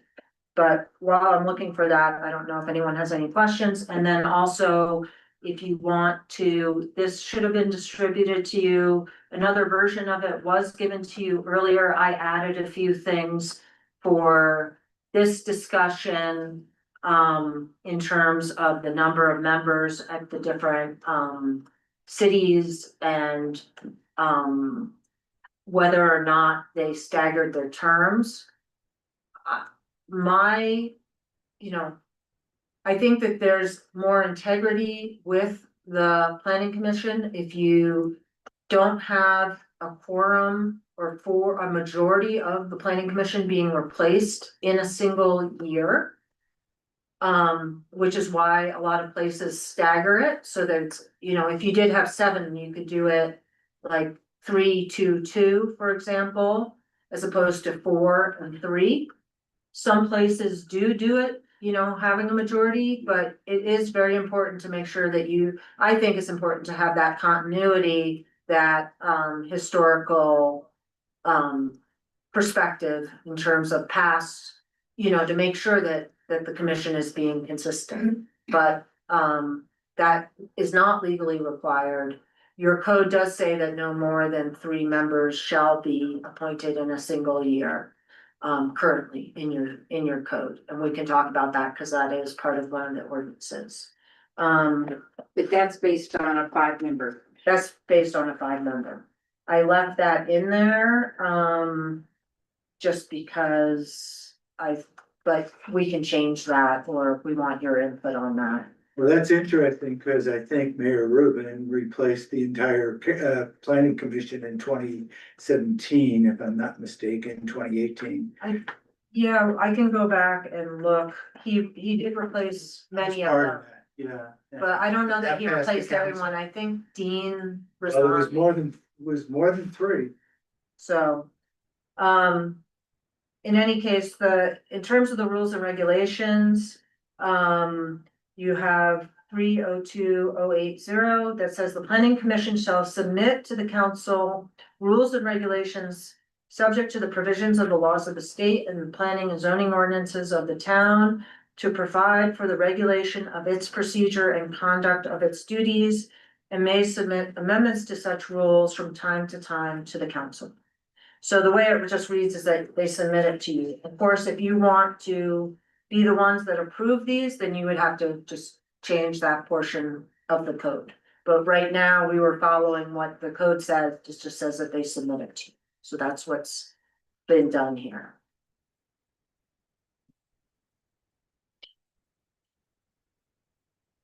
Any questions on that, or do you wanna move on to the ordinances?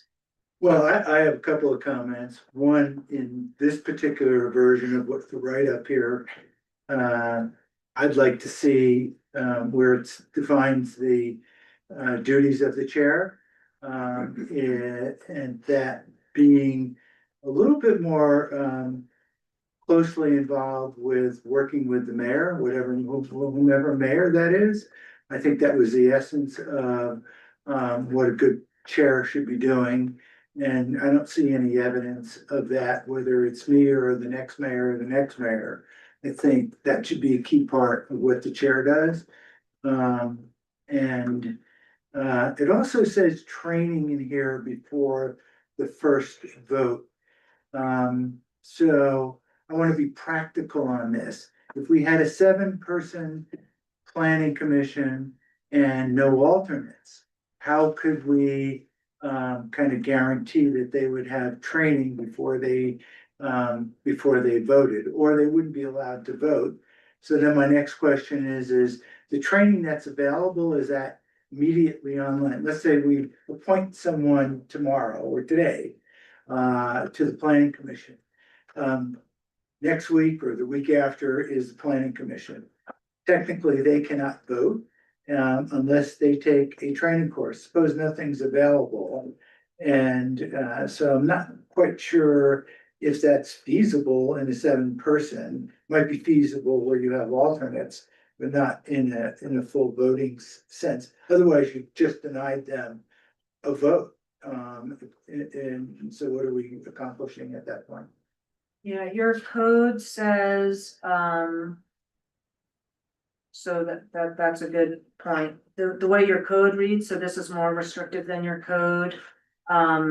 That you have to, you have 60 days from appointment. So, But that could mean, if you missed voting for 2 meetings. right, under our code, so Yeah. what they're, so that's. And I I personally would like to see the training. I'd like to hear what everybody else feels about that. Take it as soon as possible, but if you do it within 60 days, you're given your right to vote. So how do we solve that problem? Yeah, I mean. That we can bring that up to the planning commission for sure. Those are 2 very good points. I mean, they do just have to do 2 hours of training beforehand, but that's a good point. Well, we have a planning commissioner here. Can we hear from Brad? Certainly. What I was gonna say is after I was appointed in August, and you read the instructions, that go ahead and get trained fast or you don't count. So you can go on to the Utah League of Cities or whatever, and it'll throw you to the Strong Towns Academy. And it took about like 4 hours. I got my certificate, to go through and be trained on, in your town, your plan. It wasn't that hard.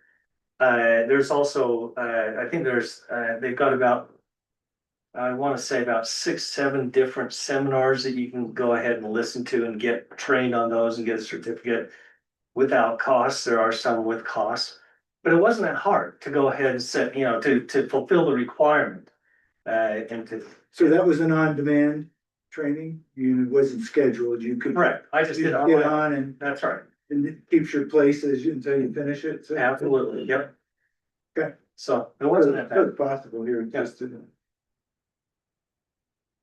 So I have a couple of thoughts. If we were to go down this particular road, I'd like to see the addition of familiarity with the Open Meetings Act. I think that's pretty important for each member of the planning commission to be familiar with the requirements of the Open Meetings Act. In terms of vacancies, I like the idea that the mayor, whoever that is at the time, with the advice and consent of the council, would fill the vacancies. And then my last thought is more of a question. Does this change 3.02.030, which is removal of planning commission members, or does that remain intact? No, we're not based on the input that we received from the council, we did not propose an ordinance changing that provision. That was a request from the planning commission that, we, that, that you remove the ordinance, which says that they should only be removed for cause, which is a well-defined term. In Utah state law, you know, in a lot of governmental entities, you have, governmental employees are kind of what they call merit employees, and you can't, the idea, you know, going back to history class is that, you know, back in Chicago, Mayor Daley couldn't just fire everyone and give political patronage to all of his buddies to come in and give them jobs, right? Like that's kind of my understanding of where those laws came from. And as a government employee, you know, that's usually you have those protections. So those type of employees can only be fired for cause. So it is a somewhat well-defined term. But I know that the mayor, you know, we looked through that list of 15, about half of them were allowed for cause and half of them didn't allow for cause. So based on what I heard from the mayor, we did not propose that change here, but if there was a majority of council that wanted to do that, the council is your legislative body and you could ask, and I can bring you that language if you want to see that. Thanks for the clarification. I am not proposing that, just for the record, but I would like to see there is a familiarity, you know, with the Government Employees Ethics Act, which I think is great. I think familiarity with the OMA is really important as well, especially for the chair or vice chair. We're going to be conducting the meetings. No matter whether we adopt this or something different, I think those are important points. Jonathan, can I also say that, you know, it was one of the first things that, after I was appointed, that after Alicia swore me in was, here's your Open Meetings Act training, get on it, do it now first, you know, and so that was the very first training that I took. So that came from her. I'm not sure, you know, if that was standard policy or if it just, she knew I better go ahead and do it. Yeah, I just think it's a good idea. Oh, yeah. And that includes us sitting Yeah. up here as well. Anybody that's involved in a public meeting ought to be familiar with that act, because it's really important. So I think it's great that you did it. Yeah. And you have an annual requirement, both bodies have an annual requirement to do open public meeting act training. I think that's a good thing. Any other comments by council members there? I don't know if Bob is still on or he might be driving. Yes, he is also. And Brian and Tanya. Any other comments from the folks online here? No comments. Very well covered. I have one question. Have we decided to make it a 7-member body? Not That's yet. okay. I was going to say, one of the reasons behind the alternates was it gives the ability to be a chair or vice chair. The commission wanted to have at least a years of experience under their belt doing that, and I thought that the alternate was a method of doing that. Doesn't have to be. If we make it a 7-member body, though, I think you still should make it a requirement that to be a chair or vice chair, you have to have been on the commission for a year, just so you have that experience under your belt and the training. Right.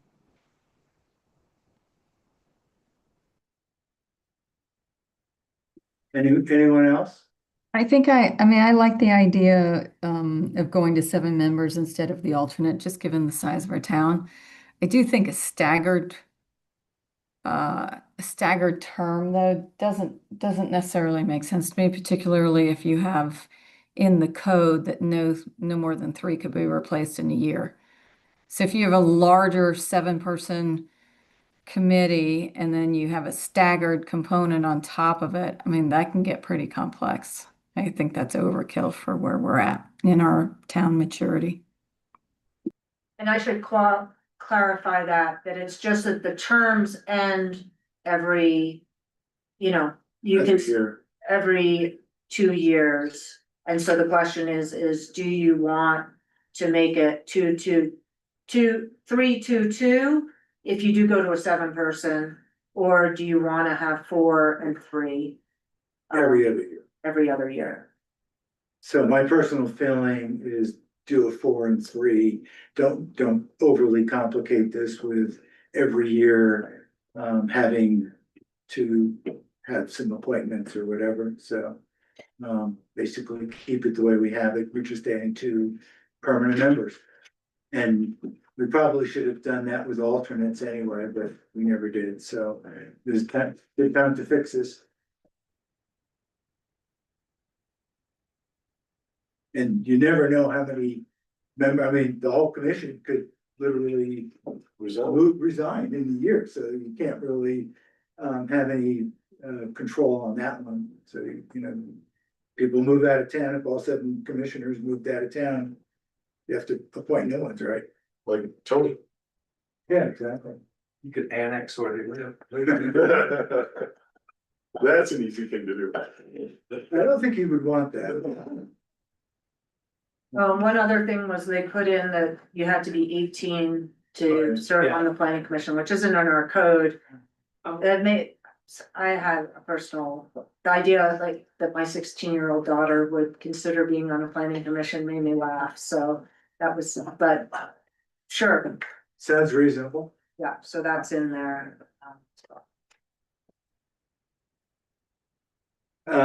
So before we go on, is there any thoughts about, anybody else have any concerns about the 7-member? You know, I listened, I heard Brian, you know, to the point, to say that it's a good training ground. Having been on a couple of planning commissions, and the first planning commission I was on, there was no alternates at all. And, you know, there was no concept of that. It was, if you got on, you voted, you did your job, you attended, and you participated. I'm thinking that is the right way to go, because it just, you know, some of the comments I heard from alternates, including Brad, and I've heard it from Catherine, it's like, well, what am I attending these meetings for if I don't have the right to vote? So I personally think it would be improvement. I kind of echo that as someone who started out as an alternate on the planning commission and then a regular member. You know, you do kind of have that feeling. And I think it makes it easier for people to dedicate themselves to, you know, to the position if they know they're gonna vote and their vote matters. And maybe that will, you know, stimulate them to not, well, you know, I'd reduce that 60 days down to, if you're a full-time member, you've got maybe 2 weeks, you know, I mean, just, but if you're gonna volunteer for this, you can't put 4 hours into over the course of the first few weeks before your first meeting. Otherwise, you may miss some things that you should know about land use before you go into that meeting. I mean, I went through the training, what was required at that point 7 years ago. Then state changed the law based upon cities with I think under 5,000 people. I see some nods from Mason, which I would never agree to something like that, but you know, why, you know, I don't think that served, personally, I don't think that served planning commissions anywhere, but maybe they couldn't get enough people to volunteer or whatever. But I think we keep the training and we just make it sooner, you know. Before your first meeting, you gotta have the basics down at least. Does that make sense? I think so. So when did the online training start? Because I went in person. Did you go in person too? I think maybe it was the only way to go. I think it was the only way we had to go to it was an all-day seminar. Yeah, and I remember Jerry and Sarah and Megan. it was Megan presenting, but Sheila, Kurt Yeah, So there was the four of us and we had a good time going, actually. Yeah. right, well, I went and I came on afterwards, but I went by myself, Yeah. but it was all day, I went down to Provo. It was really useful. Yeah, it was very And I have fun. been on previous planning commission, so in any case, but we're not requiring that, we're just requiring kind of a, what Brad, you took, I think, an online course and we do it at will, and you can, if you can't complete it in one day, you can come back and complete it another day. Pretty easy, man. So I agree with Ralph, with the 2 weeks. So do we need to change our ordinance that currently says 60 days and change that to 2 weeks? Or maybe, Or you can put it in the rules. I mean, you can do it one place or the other, but we should be consistent about where we do it, right? well, what we could use, one idea here is, I'm just putting this out, 30 days. If there is a planning commission meeting within that 30 days and you didn't have your training, then maybe you shouldn't vote, but you need to take that training within those 30 days to vote in the next meeting. So you're kind of stuck no matter what. Why, I mean, if you're on vacation, then, I get that, so maybe 30 days, Brian, I don't know, what do you think? Yeah, with the provision that you attend the meeting if you can, but you don't vote if you haven't had your training. That makes sense. Polly, you're capturing that? Yeah.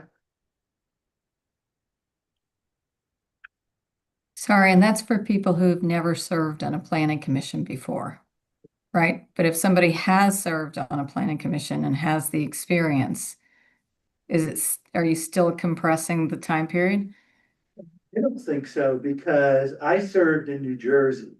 New Jersey's laws are substantially different than Utah's.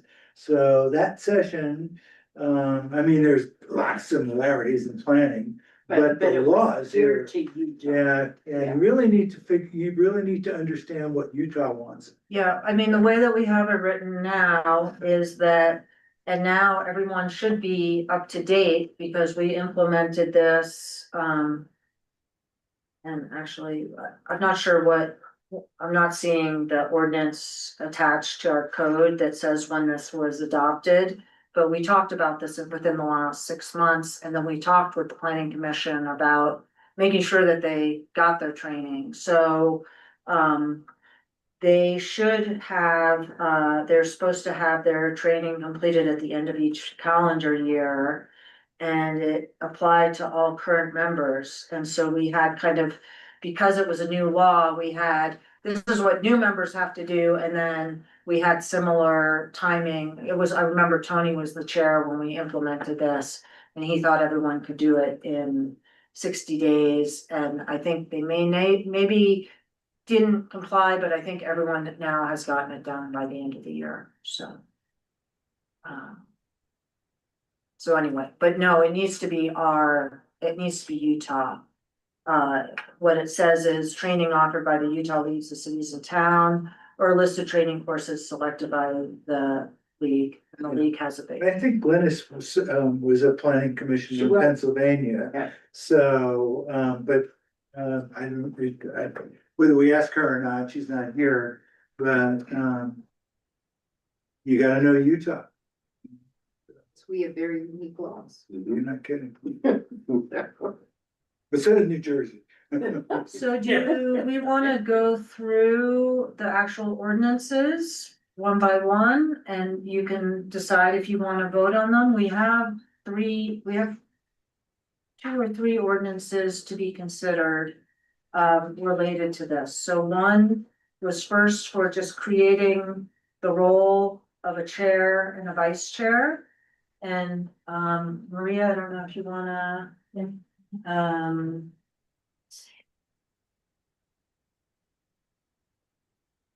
I'm okay if you wrote this up and we saw it in one form, because I want to remove this paragraph on alternates, because it doesn't. well, so there are 3 things happening here, right? Okay. One is the rules and regulations, Uh-huh. which under our code just says that they're submitted to you. So they have been submitted to you. You made some comments. I was going to relay those comments to the planning commission so that they could consider changing them. That's the first thing, right? That we've had up.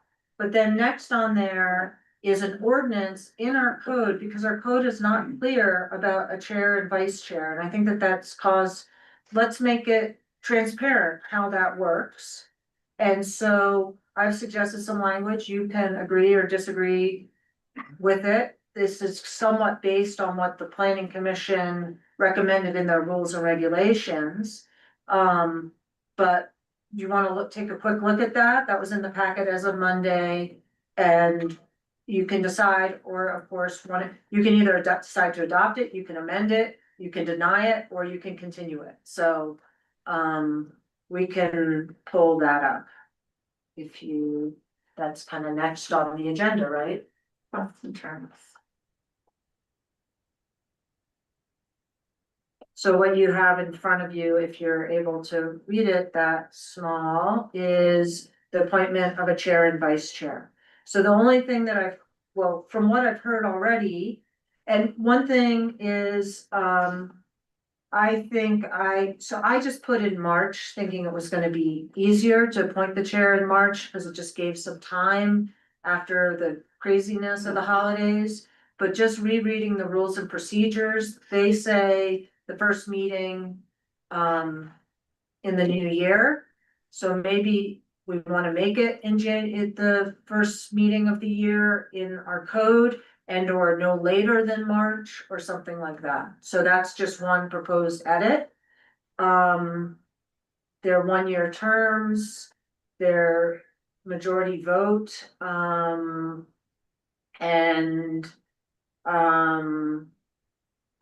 it kind of is set up that if the chair isn't present, the vice chair will sit in for the chair.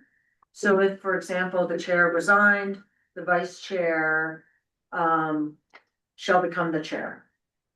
And then a vice chair seat would get chosen. So that's how it's drafted. You don't have to agree to that, but that's kind of what we were proposing. Can I ask a question, a couple of questions? Particularly with B2, officers shall be selected by a majority vote of the commission. Other than the chair and vice chair, what officers what are we talking about? Appointing additional officers to do what? No, what I'm saying is officers shall be that the chair and vice chair, and we could change that language to just say chair and vice chair shall be selected by a majority vote. Okay, yeah, if we could clarify that, I think that's important. And the next is C2. Officers may be reappointed without limitation. I want to make sure we're not creating a situation where we're overriding their 4-year term. Well, it wouldn't matter if they weren't on the commission, then you're a chair. If you're a planning commissioner, if you're not on the planning commission, you can't be chair. Okay, all right. I just want to make sure that we're not creating an indefinite position here that overrides the 4-year term. The intent of that language is that there's no limitation on how many years. Some places have term limits for their chairs. Okay, as long as we're not creating anything that goes beyond their term, I'm fine with that. I guess the threshold question is the council okay with the planning commission picking its own chair and vice chair? And just to compare, I did look at this with our list, our table of 15 that you've been seeing in a lot of your packets. And I believe of the 15, all but one pick their own chair. Doesn't mean legally you can do it either way. But just to know what other places are doing, that's how other places have been.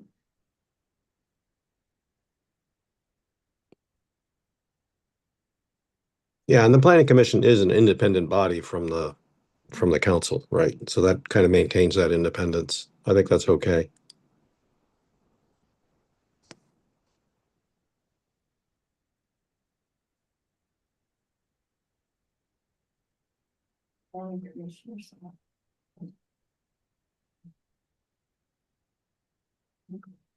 You also want to make sure the chair and the vice chair actually want to do the job, right? That's right. And one thing that's not in here is the requirement that a chair have at least 1 year experience. But, so I don't know if the council wants to include that provision. It could read something like, I guess the one problem, we could frame it so that as long as there is someone with at least 1 year's experience, that person, you have to have at least 1 year experience. I don't know if that's necessary, to be very honest with you. This is my 2 cents anyway. When I came into the town, even though the Utah codes were different, I had experience, and a person like Glennis had experience, so you could see that person potentially actually being a better choice for the planning commission, depending on how much experience the planning commission had. So I think if you're gonna let the chair, if you're gonna let the planning commission vote on the chair and vice chair, they'd be given, they'd be unfettered on that, so to speak, but that's my 2 cents.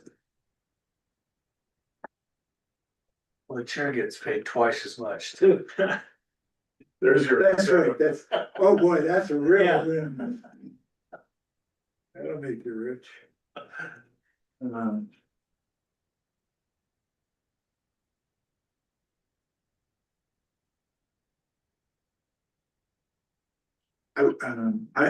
I'd certainly like to see a little bit more writing about the chair and what their responsibilities are, as I said to begin with. It was, if you're gonna write that up, but that's not in this, that's not in the ordinance, that's just complementary to it, so to speak. I don't have any, I have no problem with the commission appointing their own, electing their own chair and vice chair. But it should be by and including the meeting in March. Okay. So this gives some latitude and doesn't force the January, because if the mayor and council are appointing, you may not have enough time to identify any of the replacements and those changes. So it gives a little bit more latitude to, appoint new commissioners, give those commissioners a time to associate with the planning commission, and then the planning commission then voting on it and giving them a little bit of leeway here. So by and including the March meeting of each year.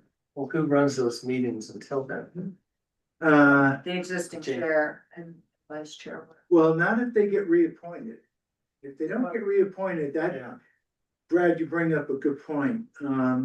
Then you could have an interim, so to speak, at that point. So, let's say the chair moves out of town in January. First. And the vice chair, so if the chair, That's a good the point. vice That's a good chair, point. That's a good point, yeah. So so And that then- would cover that, yeah.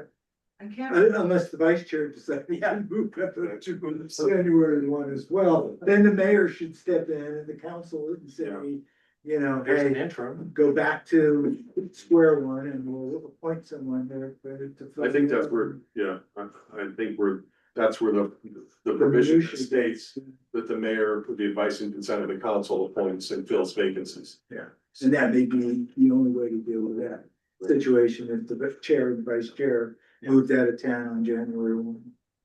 And just be aware, these are Or resign. officers within the planning commission, so a little different. It's not like, since we have 2 lawyers here, it's not like the Supreme Court of the US where the presiding, the chief justice, that is the position. And when the chief justice, in the case of the US Supreme Court, dies or resigns, then they appoint a new person to be the chair. That's not the case with this. This is kind of a revolving, this is more like, Sure. being in a committee and someone gets, in your HOA and someone gets elected president for a year.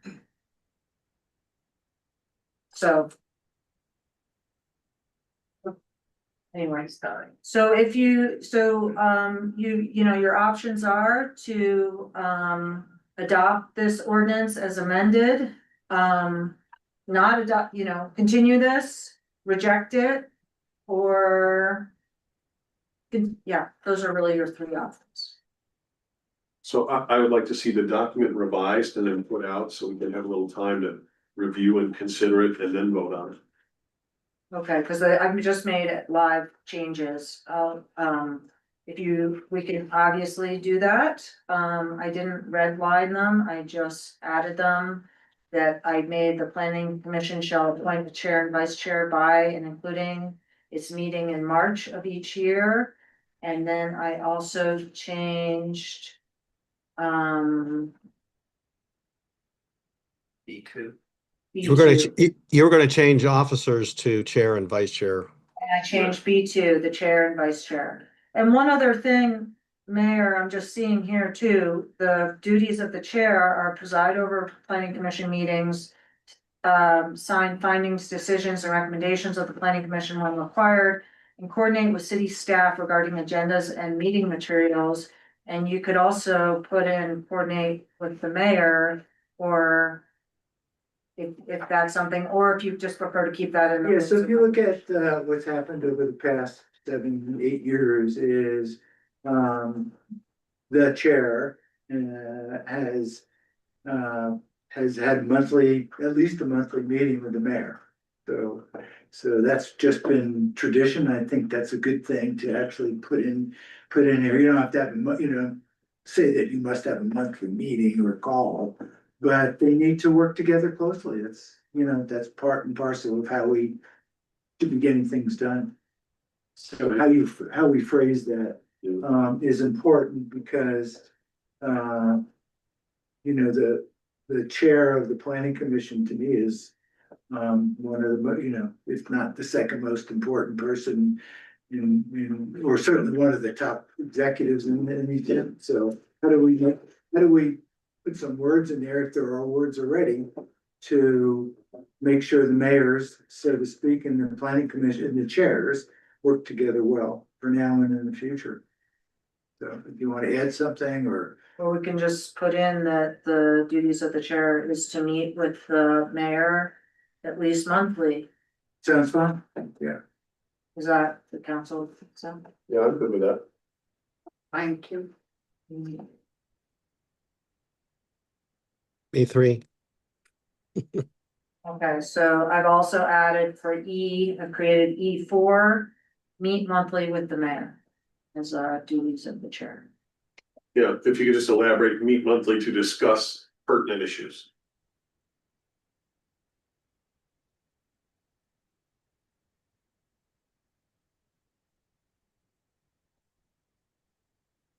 Put in pertinent planning issues.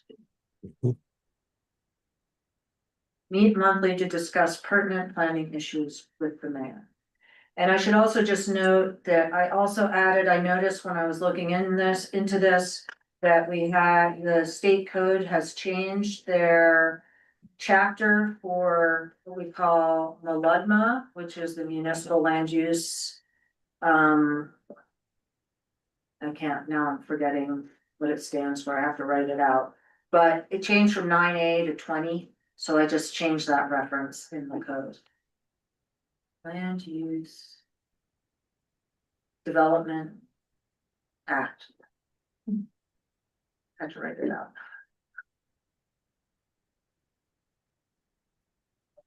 If we're gonna vote, I'd like to kind of go through the final language so that we understand what we're voting on. So if you want, I can recite for you the 3 changes that have been suggested. Please do. B1.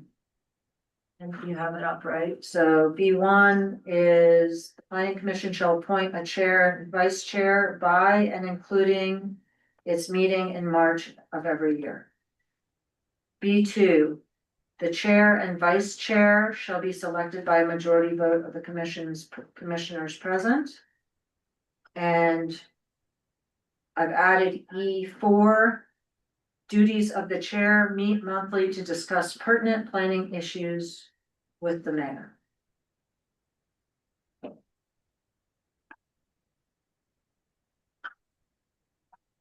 So how do we take into account if we want to move to a 7? That's another ordinance. That would be another, we can't include it in here. No, we have another Oh, ordinance. do we have another? Oh, do you have, so we wrote that up, okay.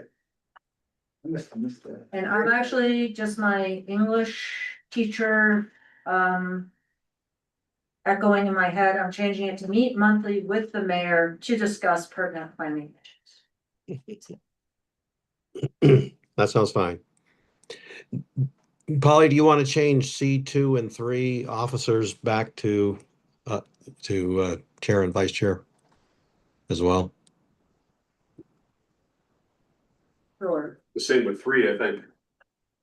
Yeah, the So same as with B2, make the same changes in C2 and 3 and C2 and C3. I will change any reference to officer Yeah. to chair, vice chair, Yeah, thank you. if that's what you guys want. I'm just channeling Jonathan.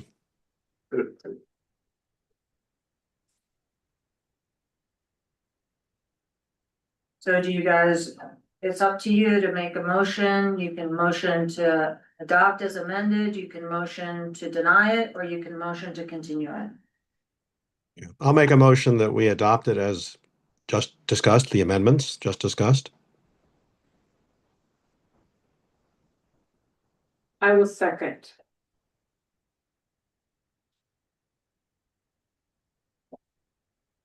Jonathan? Yes. Yeah,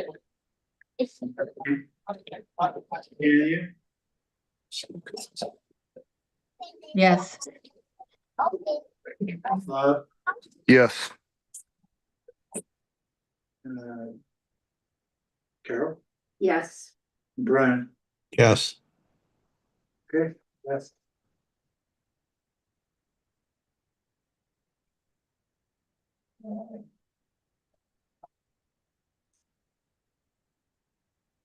Next, we have, For some reason, I don't see this in my particular packet, maybe I missed. I sent the one to change the number of, planning commissioners yesterday. 458, yes. And I prefaced it in an email saying that this was at the request of the mayor. And that, of course, because it's so late, if you guys want to not vote on it this month, we can just do it as a discussion item. Can you pull it up? or- It's not in this packet. Yeah, it's not in this packet. It's not in this packet. That's right, that's what I couldn't find it. Yeah, So, no, it's not. can you, if it's really short, maybe we can vote on it, if it's too long and needs too many, wait a second. It's pretty, So Is that in there? you said at 4:58 PM? you want me to share my screen? I'd like to have the email so I can kind of scroll through it. That's up here, it's already on the screen right here. Right, is that- Right. Changing 302-101. Yeah, that looks like When, it. when was it sent to us? It was sent, Is that 4:50, Wednesday at 4:58 PM? Ah, I think it is. I've got it now. I didn't get anything until 5:30. Oh, sorry. Hmm. So that's, yeah, so Polly sent that out, it looks like 458, 4:58 on Wednesday. right, correct, to everybody. Yeah.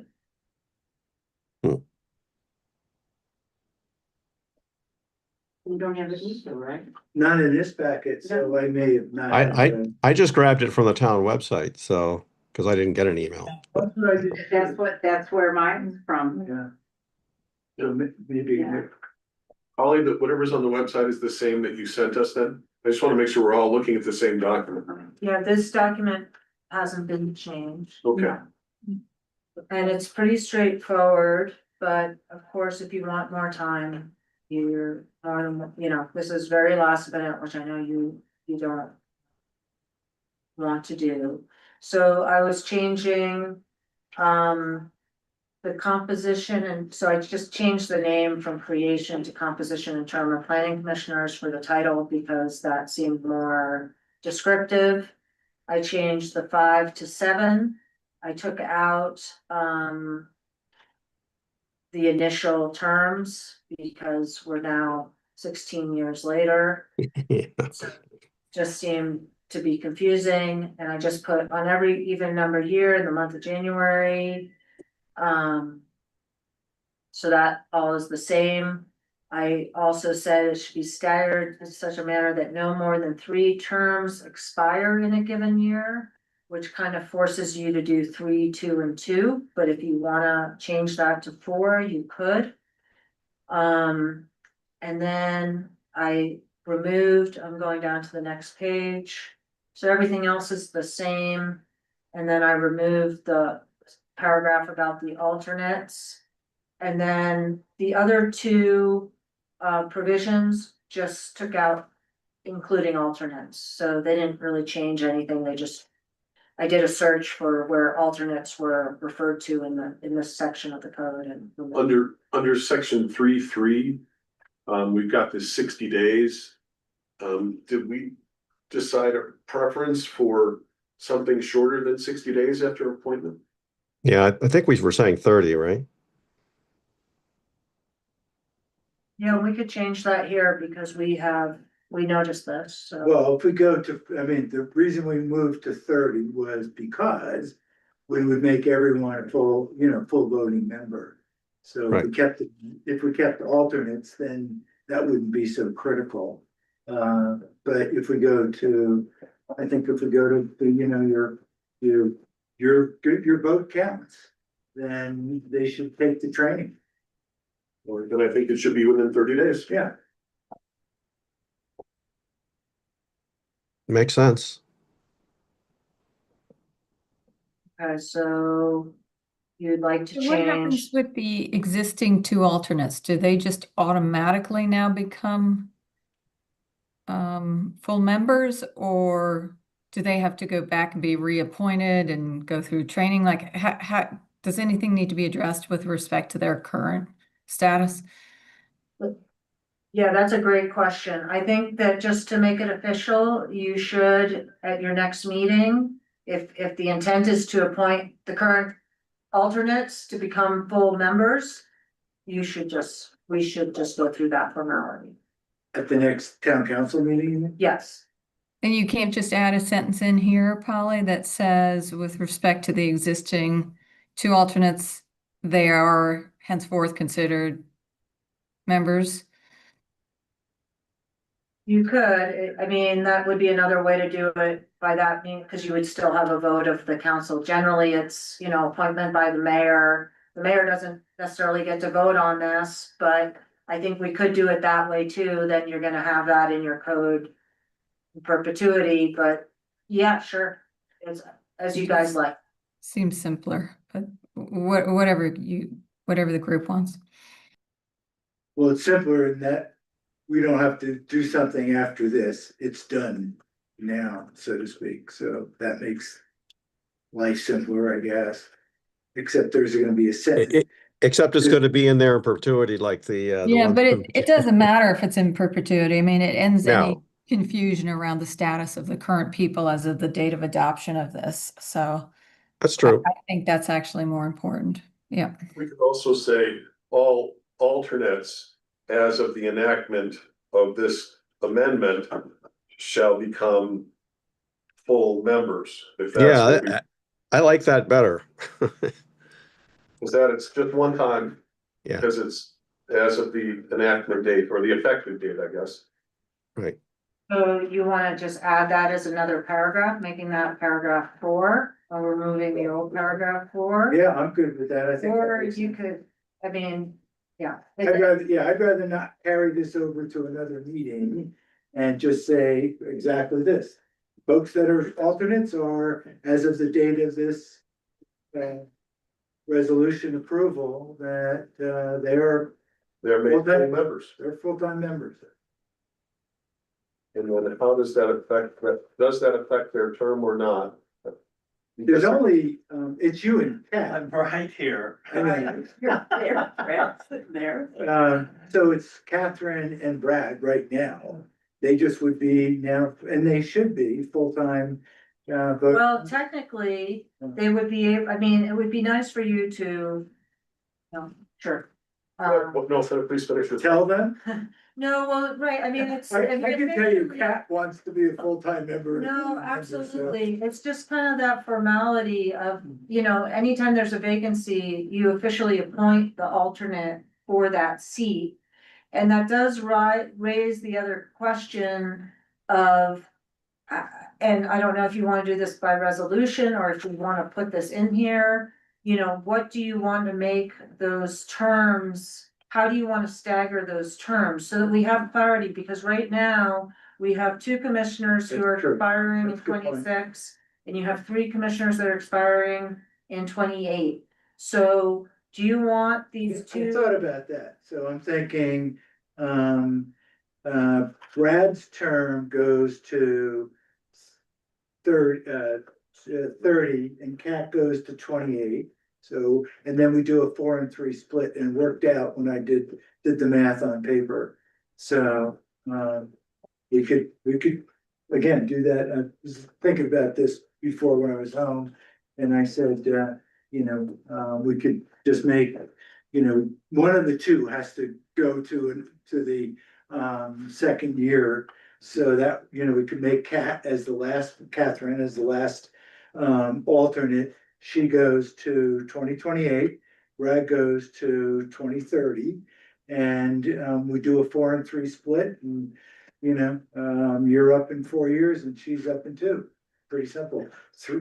Just a question of the number of folks that would be appointed in 2028 would either be 3 or 4. I just don't know which. It'll be 4, so we can change Okay. section 1 to say no more than 4 terms expire in a given year. Perfect.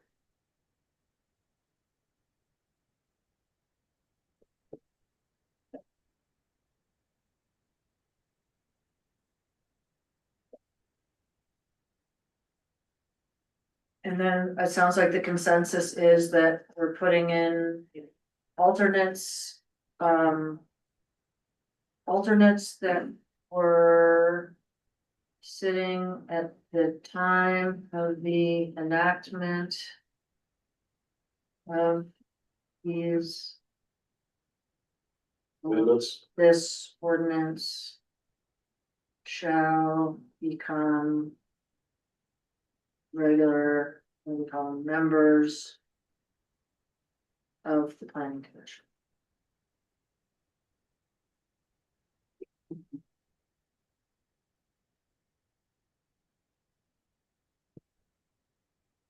I added that as 4.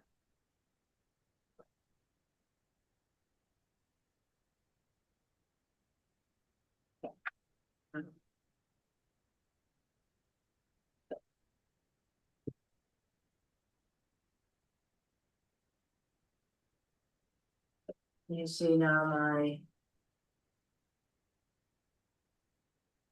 page and screen. Where are you? Maybe I just put up what's already here.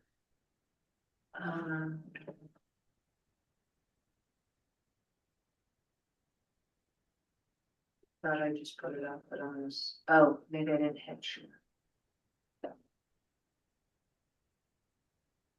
Can you see where it says number 4 now, alternates that were sitting at the time of the enactment of this ordinance shall become members of the planning.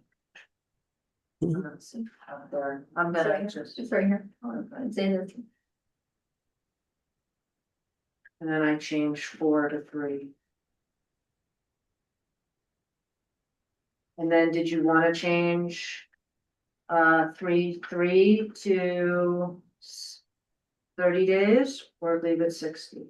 No, I think we should move it to 30. Yeah, I agree. I agree too, 30.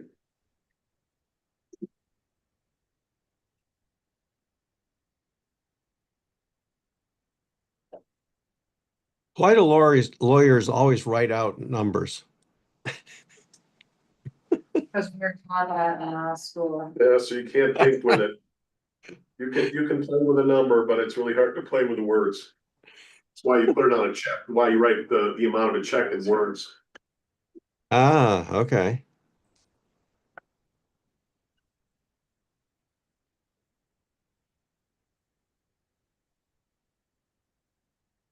I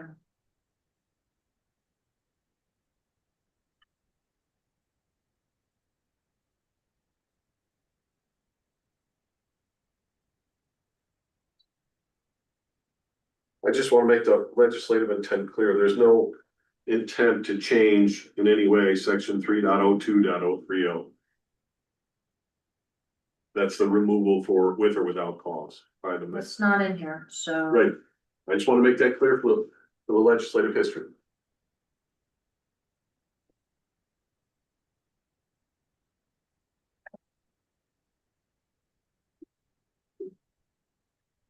Well, I'll move that we adopt these amendments to town code as the town attorney has edited them as they appear at this moment.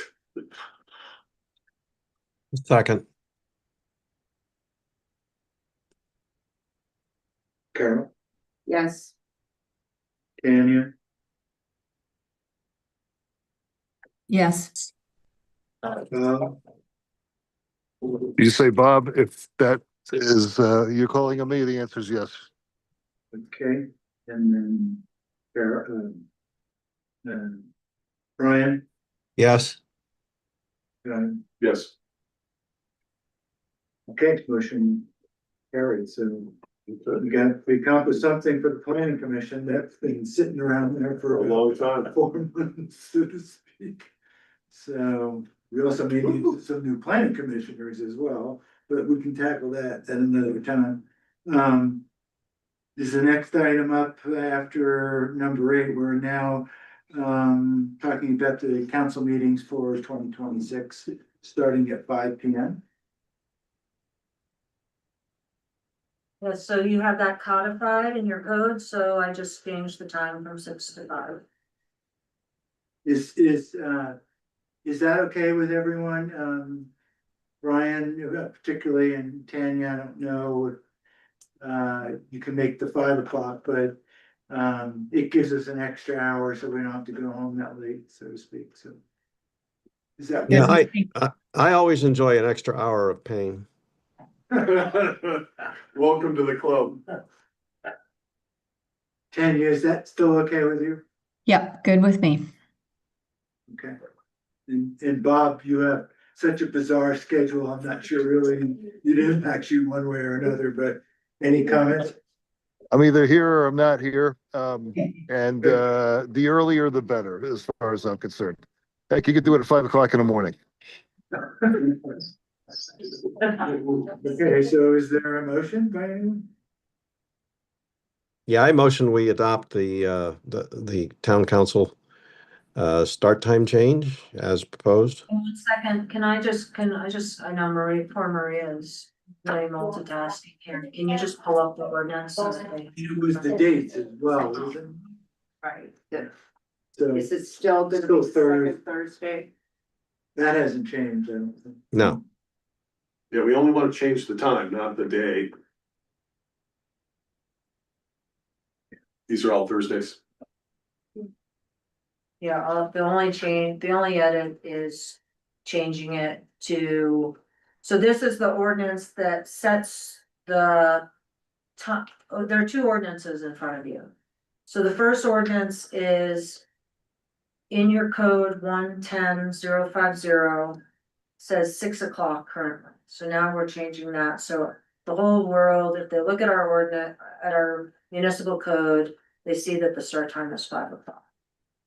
Of course, that can change, you can do special meetings, whatever, but that's what it's set for, These are regular meetings, right? regular Yeah. meetings. Yeah. And it's and you're supposed to reserve the 4th Thursday. And then Maria has put together, so can you you wanna vote on that one real quick? Yes, So Brian, I think motioned, was there a second? I'll second it. Carol, Yes. Tanya, Yes. Bob, Yes. and Jonathan, Yes. Brian, Yes. okay. Motion carried. So the second one was Marie Just put together just an ordinance. By state law, you're required to have an ordinance establishing your meeting dates or times and dates. And it's always a little weird. It's required to be an ordinance. We don't put it in our municipal code, but it's required to be an ordinance. So that's why we do it this way. So, the one question I had on the Thursdays, I know last year and the year prior, we went through all the Thursdays and, you know, tried to understand if it landed on a holiday or anything, or Maria, did you vet that out? Are we okay on I this? did that with Kathleen, bless her, yeah. So we're good on 2026 for that? Yeah, my only comment on this one was tonight's meeting shows it starting at 5 PM and it really started at 6, right? What- The very first meeting of the year is on the old schedule, time-wise. Well, we started at 5, but technically a closed session counts as a meeting, correct? Because we opened it Yeah, we up, opened we it up opened it up as this a year, general. but meeting. yeah, it's fine, and you can even change, I mean, if for something comes up and you can't start your meeting till 7, you can change it, right? You're allowed to change it, or if you don't have a quorum, Oh, yeah. right. right? Yeah, The idea is to have a set time that you're expected to be there, so. that's fine. It's history at this point anyway. Yeah. So, same thing here. Do we have a motion to adopt the I'll move. Thursday schedule? Carol moves. There a second? I'll second. And Jonathan beat you to it. Brian? Yes. And you? Right. Yeah. Simply past every restaurant in Concourse, including. Yes. Jonathan? Yes. Carol? Yes. Okay. Okay, Moving on, we have not, that was, so hopefully this will be just as easy. So the next one is the construction hours. So Alicia actually found this, and this was on your agenda back in September, I think, and just kept getting punched because it's just that there was an inconsistency in our code. So basically what happened was I'm trying to remember, I think we have it here. On May 8th, we amended our engineering manual, and in it updated hours of construction operation. And then we have our hours in 2 different places, and we wanted to have them be consistent with each other because they weren't. And so in order to make them consistent with each other, and with the engineering manual, I suggest that you change, so the hours of construction, what was agreed to back in, what was that, May? What you guys discussed was having construction hours be 7 to 7, Monday through Friday, or 10 to 5 on Saturday or Sunday or holidays. We don't want it just to be the federal holidays, we want it to be all holidays. And then, there was also a little bit of confusion because when we adopted the engineering standards, we never adopted the changes to the actual 100432 code. So this is also just a cleanup, just to make sure that everything is consistent, so that you have this in 3 places, in your code, and they're now consistent in all 3 places. Could we just tweak it to say all state and federal holidays? Sure, that's what the council wants. so I don't wanna throw a wrinkle into this, but, so I looked at a number of towns. And we are the most restrictive.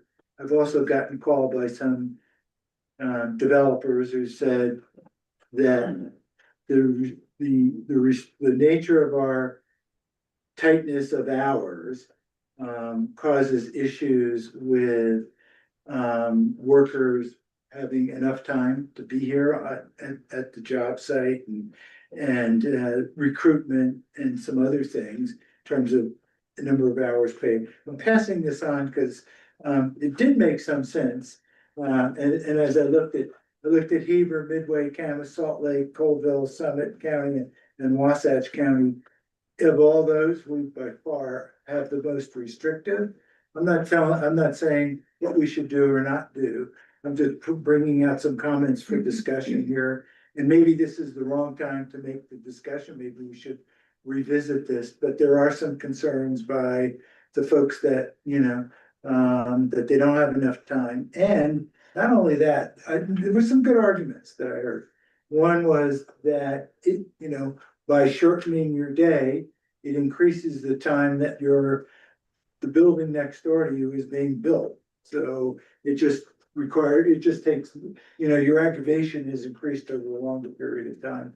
I just want to bring those things up because that's what I heard this week on this subject. So you can do whatever you want at this point.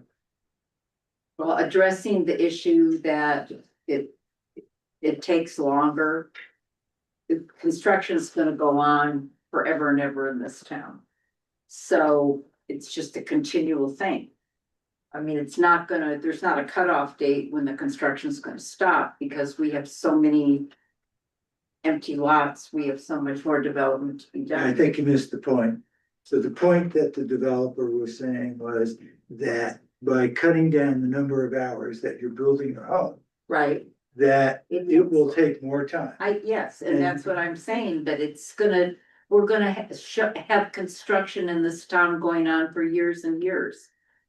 And, so many residents had stepped up, come to meetings, given their input that they needed the construction hours that Sure. we finally adopted. I know, yeah. Yeah, So I'm just saying. that Right. There's 2 points of view here. right, I get that. And our code is the most restrictive of the seven areas that I looked at. We're also a town, because we're built on the hillside, I think that it echoes more. I mean, I hear it all the time, way down below.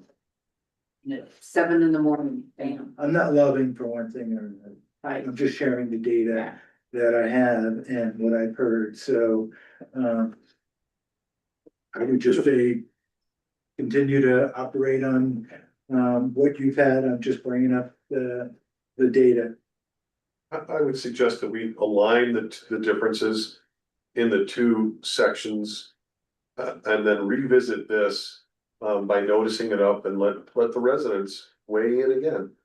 And we can, if we want to open it up, we can certainly do that. If the residents want to close it up, recognizing that it will prolong the noise. But I'd like to hear from some residents on this. If I'm not opposed to anything. I just would like to hear, the residents to weigh in. I would agree with that. I think that's a reasonable thing.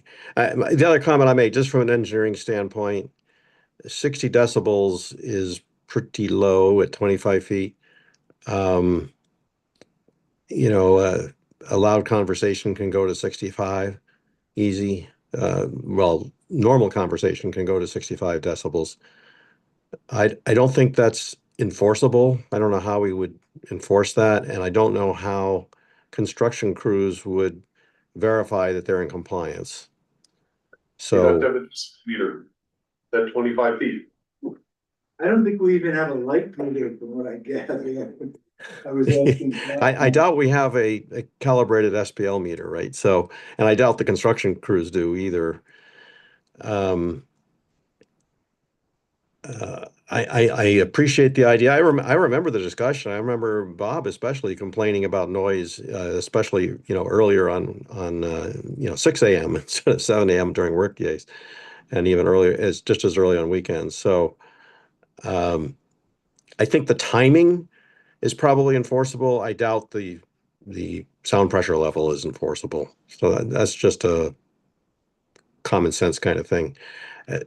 Likewise, I hate seeing the same language in 3 different places in our documents. We should write it in one place and then refer to it in the other 2.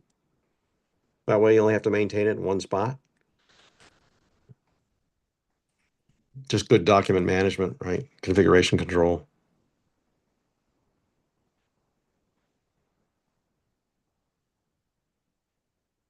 Up to, yeah, we can. bring Maybe a good idea. I like that as well. You update it once and, you know, the links go out.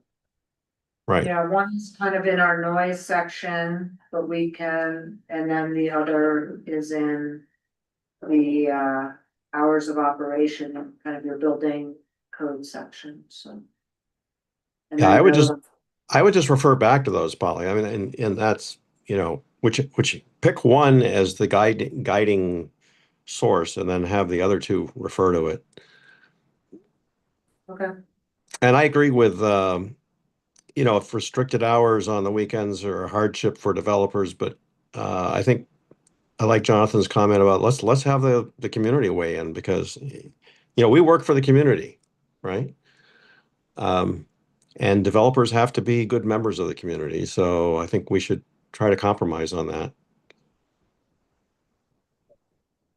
Yeah, and again, Brian, my comments were only to show the data, not necessarily to take a position on this, because I'm not sure exactly what the best position would be, you know, so to speak. Yeah. So we do need more input, you know, and from both sides, maybe that becomes something we've spend a little bit of time on, because again, we are the most restrictive of the 8 locations I looked at.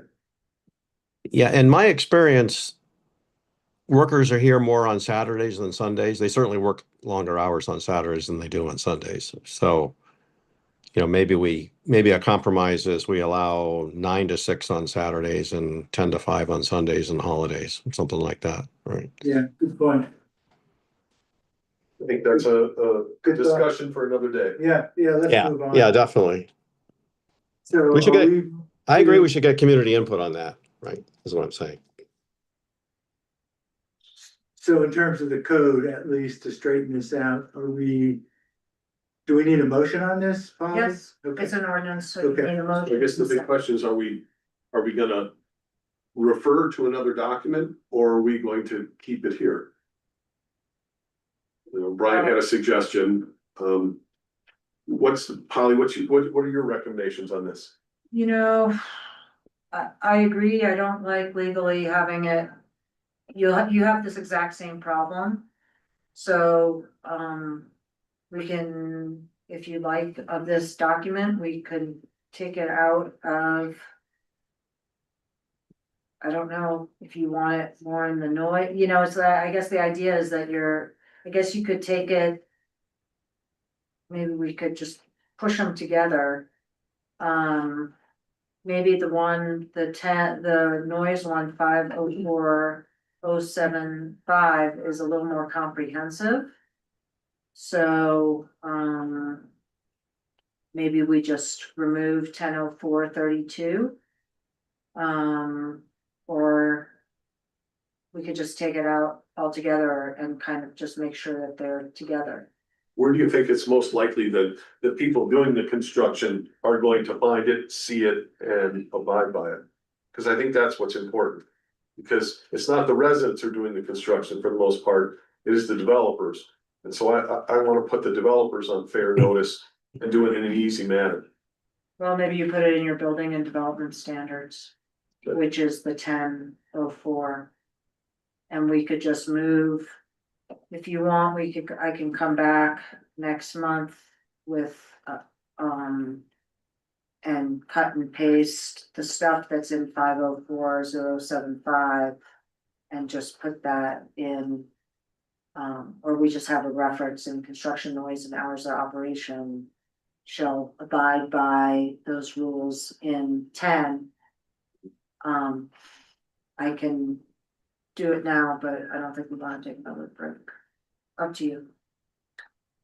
Or I can. I think- We could do it during, like, if you wanna come back to this during like the committee updates. We could, You need time to do the work. Yeah. Fair enough. And I like it in one place, because when you do searches in Google, for instance, you don't want to come up with 2 different spots where that you could see two different As times. long as they don't conflict. As long as they say the same Yeah, but thing. right it's now okay. they're not, yeah, I don't think they're, synonymous with one another. So, Polly, are you saying you can work on this while we're talking, so to speak?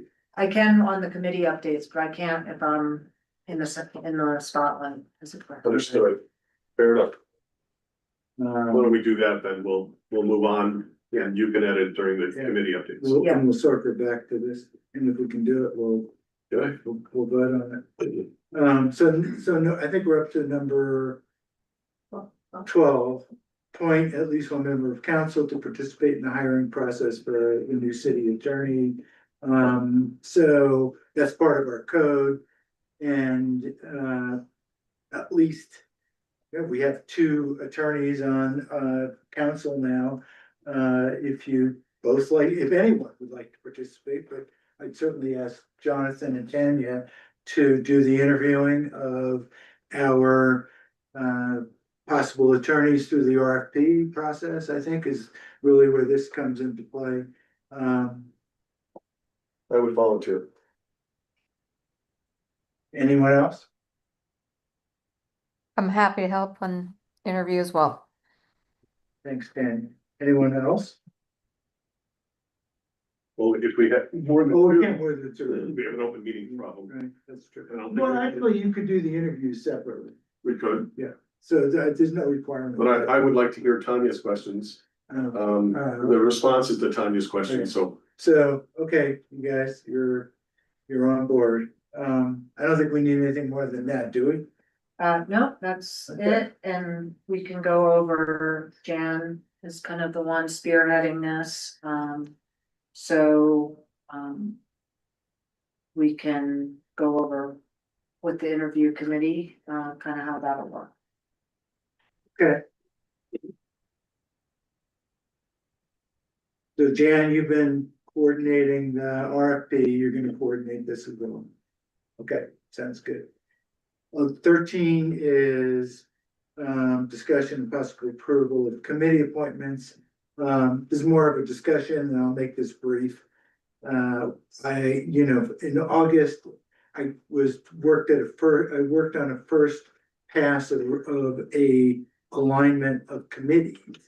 And I didn't want to realign too many committees at that time because we were also going through an election process. Now that the election's over, I think I'll dive deeper into this, which I've already done. I know Jan and I were gonna have some discussions, and so I'd rather do this, attack this in our workshop, call it our workshop on February 10th as a topic, and I'll be better prepared to have a layout of how I see the committees being orientated. I think we just went through the planning commission, so that's kind of a done thing. These are more on the committee side. Has anybody got any questions on the council on structuring of committees and that piece? And if anybody has any input, I'll take that before as we move into the February 10th meeting. I just have one committee or group that I just want to emphasize that it would be good to get an additional member. Is there's something called the LPC with the Utah Leagues, which is the Legislative Policy Committee. And each town or city is allowed to have up to 3 members. I believe currently the members are the mayor and Jan. You're allowed to have an administrative person, but you can have another council member on there. Or another person, but I think prior it had been Councilmember Bear. So since she's no longer on the council, I would recommend that you appoint a 3rd person, another council member to be on that. It means I can update you on that. So I had a discussion with the mayor. He suggested talking to Jonathan and Brian. And we already, just in the discussion, we thought Brian would be great. He was willing, able, and we substitute. Okay, so I guess then it's informational for the rest of council to know that you have 2 council members and Jan on this very important committee that kind of keeps up with what's going on in the state legislature. Well, was it one council? Is it three? It's Oh, total of two. 3 people altogether, Mhm. and you can appoint. They don't all have to be council members. I can't remember exactly what the rules are, but how we had it before was 2 elected officials and your town administrator. So I'm one, Jan's one, we would have then, Ryan is now one. okay, And they're typically lunch meetings. They're periodical and, the voting part is kind of broad scope. They ask opinions, like, would this be beneficial for your town or? I thought it was more survey kind of stuff, like give me, It's survey oriented, so when's the first meeting, Jan? the 12th on Monday What at time? noon. We're not restricted to, are we, okay, so if anyone else wants to join, including the entire council or anyone else. Jump in, I would Yeah. say, maybe the more votes we have on some. You're only allowed to have a certain number. Oh, only 3 people count, is that what you're? Only three Yeah. people can, only 3 people can vote, yeah. And the vote again is not really, it's not affecting directly legislative policy. It's an opinion to guide the league. Right. Okay, so Brian, you're on for. Yep. Is there a Zoom? Can you send that or I don't know. You will get it in your email because I didn't, they know, for this Monday? I'll forward you I my, didn't see anything that shows up on my calendar. it's it's not on your calendar. They send you email. I'll forward you But my, usually then it gives you an ICS link or something like that. and right. Automatically populate your calendar. Yep. So I didn't see anything in either of those cases. We can talk about that tomorrow. Okay. Make sure that Brian and I have that. Yeah. Thanks. And just as for informational purposes, KPCW, all during the legislative system updates what's going on Yes. on their morning news. So you can, and probably some of it's carried over to the noon news, but you can always follow it. But you said Monday noon is the first one. On the 12th. Okay. Thanks, Carol. All right, town council retreat. You wanna say some words on that, Jan? February 20th, or sorry, 10th. February 10th. And we just have a draft agenda. We're looking for a plenary speaker or something of that nature, so. We just have a draft agenda, probably starting at 1 with a lunch meeting. And then there's public outreach that begins at 4 o'clock, and that's continuation of the general plan update. Which city design will be there hosting, and it should go from 4 to 7 on the public outreach portion. And this gets live streamed to the public then, since we have a quorum present? We haven't covered that detail. but- Okay. But yeah, it's open to the public. Notice it up and. And in our previous retreats, we have live streamed the open meeting part of it. That's a good question on the outreach. Well, the newsletter's coming out tomorrow because I just did send my last edits into Carol. Today, so, it should have been out, but, there's a section in there, I reference it as well. But I think, but if not, maybe we have a special newsletter, short, 2 paragraphs again, emphasizing, because you you get the big newsletter, you get buried into all this stuff.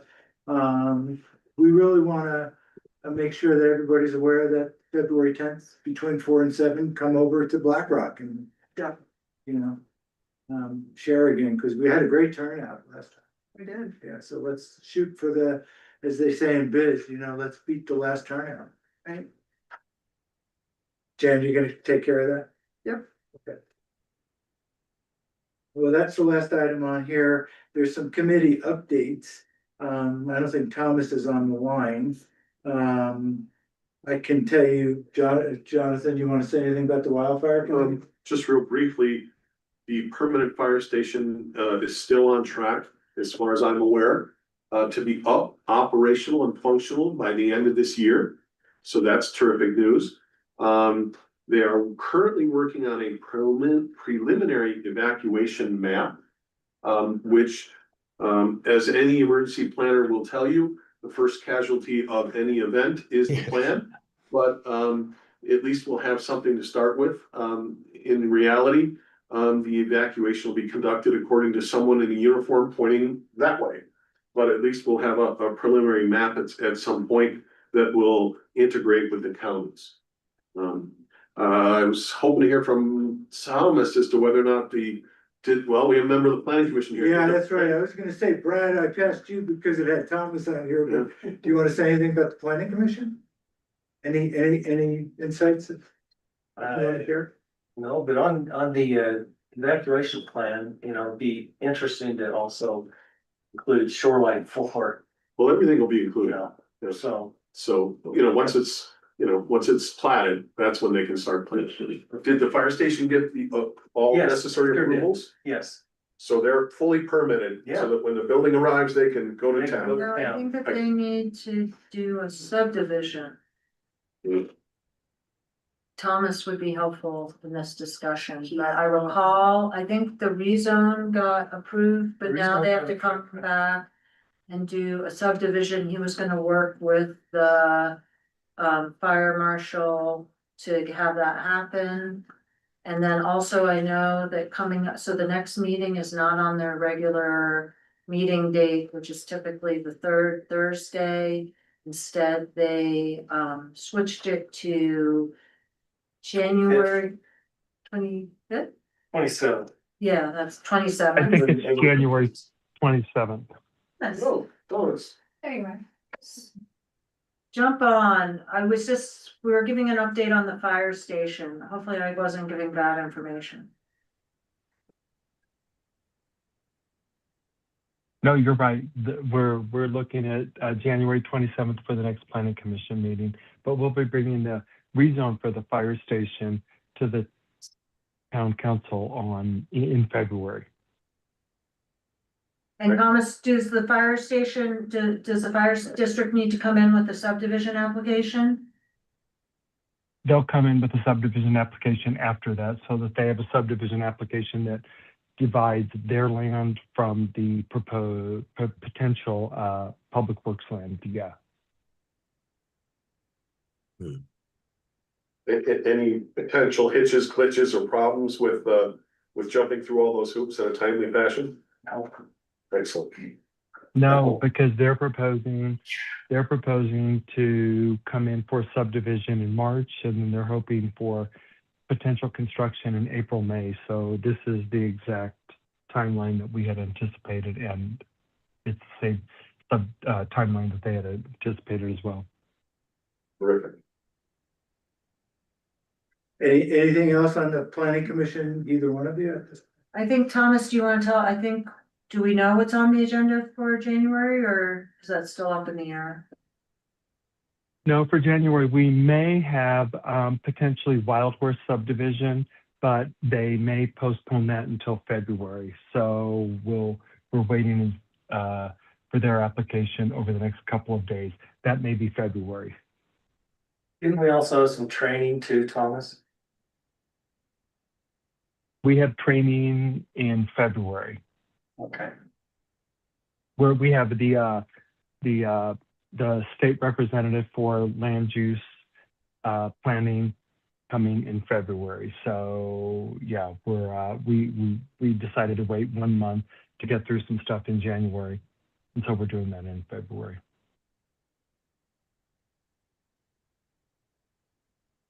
Okay, thank you both. I was gonna add a little bit on the wildfire committee, because I've been in touch with Lauren Major, who's kind of doing a fair amount of the coordination, and Jan has as well.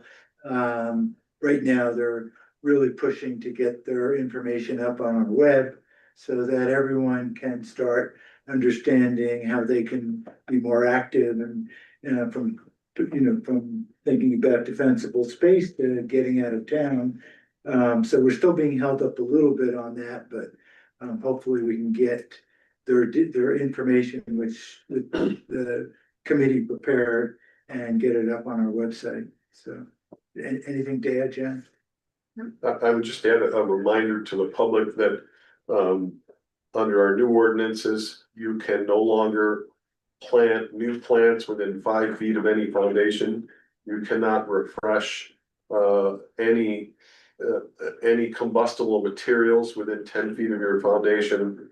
And that you cannot replace or plant any new trees within 10 feet of your foundation. And all of that is intended to make us, more wildfire resistant. And I think the more times we say that in public, more people will hear about it. So the wildfire committee is probably the most active committee that I've seen at this point, and maybe the transportation committees. Between what, the grant process is going, seems to be the most active, so, it's great. I don't have, let's move on here. The EDC, we're talking about potentially restructuring the EDC, so that'll come out, through some other kind of business committee. Post committee, I don't think we have any report on either, and that may be subsumed into another larger committee. Actually, Jan, the boat thing. Oh. We do have a committee meeting planned that's partially closed in March to talk about. It's more transportation. It's more transportation. Because we've It's got- a committee, we've got- so yeah. we do in March, March 10th, we have a committee meeting. 2-hour committee meeting with state people and with MAG people, so. On transportation across the Jordan. That and just some, and we've also talked about some other issues, yeah, so there is a meeting planned. So, while we're talking transportation, and trails, whatever, we can, the last two committees here. I understand that MIDA is actually piloting a program, for, ski transportation in the MIDA area. And they've gathered up resources, and they're putting money into, picking up and dropping off to at least Deer Valley East Village. So we are part of MIDA. We have some other possibilities going forward. So I may call Paul Morris up and see if we can't be an adjunct to getting what this pilot's doing for all the homes that they're building. And they're getting some transportation for, I don't know how, I'm not sure how this is laid out, but I got the email that was published to all the homeowners in the MIDA area of Deer Valley East Village, and I said, wow, this is really cool. And if we could leverage off of that, and because I think what they did was they hired a company, can't remember what company, I don't have all the details. I saw the email and the fact that it's a pilot and that MIDA is funding it. So, we are in the MIDA district as well. Right. So, and I actually went to committee meetings, gosh, I wanna say it was right after COVID. And they were talking about running a transportation bus that would go to mostly it was East Village, but I think it came across it went through the portals.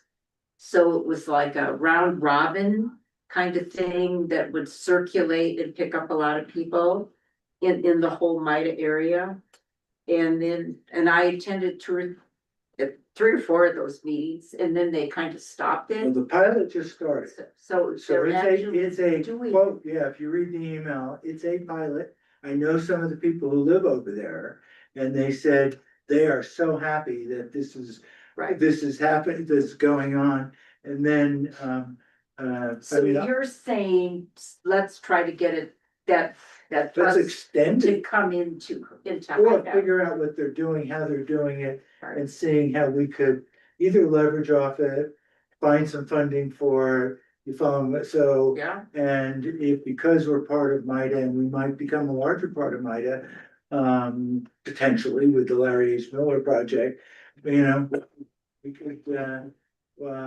could leverage them, so to speak. Now, I'm not even saying it could happen this year. Right. Yeah, but you know, boy, that would be, I know enough people that would jump all over this. Sure. So I'll follow up with MIDA. And if you find out anything else, maybe we Okay. can figure that out Yeah. as well. I'd be happy to confer with you. Okay. Okay. Anything else that you're? No, I mean, the buses are running, you know, from Richardson Flat. But they're not going to Canyons, they're just going to Deer Valley and they're going to Park City Resort. So, but you could pick up a bus, I think, at Park City Resort and take it over to Canyons. Or you could pick it up at Old Town Transit Center and take it to Canyons, but there's a lot of transferring. Yeah. There's nothing direct to Canyons, in other words. And that's why having something that would Yeah. serve our community, Yeah. would be, you know, well Right. received, I bet. Oh, definitely. There's no doubt. I mean, you know, I just don't know if we can pull it off Right. this year. And actually, we're meeting with Caroline's coming to the meeting on March 10th. So High Valley Transit will come there too. So, Great. We should, you know, in between now and then, we should definitely figure out what they're doing for that community that's in pilot mode, because MIDA's got a ton of money. right, okay, Okay. So, anyway, enough on that. We have one set of minutes on the Canvas side of things, I think. Did everybody get that in the pack? Yes, you have one set of minutes that's been uploaded, two were listed, and honestly, yeah. It was I always left off, thought- I tried to add it, I just couldn't add it, so. No big deal. Any comments on the Board of Canvassers meeting draft minutes? Okay, do we wanna approve any motion to approve the minutes? I move we approve the Board of Canvassers meeting minutes. I'll second. Jonathan? I have no knowledge about them, so I have to abstain. Oh, it was in the packet. Yeah, I just don't know. I can't judge whether or not they're accurate or not, because I don't have any information. Yeah, sorry, go ahead. Okay. Ken? I'm sorry, I'm in the same boat as Jonathan. I know nothing about him either.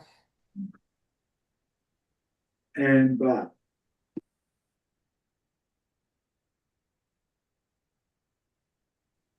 May not be available here. He may have dropped. So, well, then that comes back to, Carol, so you vote on this? Yes. Yes, I'll say yes. Okay, and Brian, Yes, so we have two abstentions and two yeses. How does that work, Paul? So Then I guess you could vote Eric as a top, as almost. Well, I read them and I would say yes. and if you've watched the meeting, right, I mean, Yeah, that's another thing, that's you okay. have to be present if you've watched that meeting as well. Well, I attended it. And you attend to it. Yeah. That meeting. We were there. I was there. We were all there. Yeah, so, I'll say yes, and does that carry them? Get that off our docket.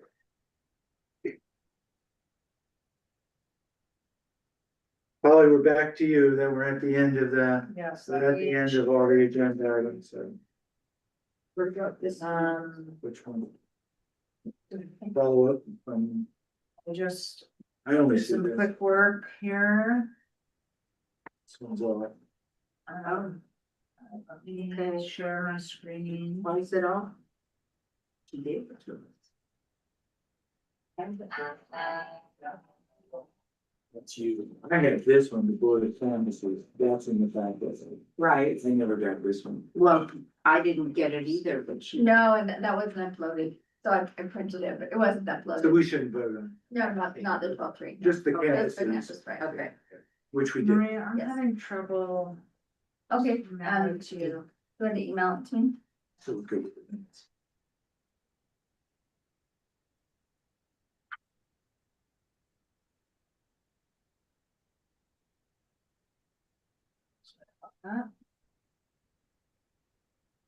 Well, just while she's getting it, while it's going through the ether, I updated the date to 2026. And,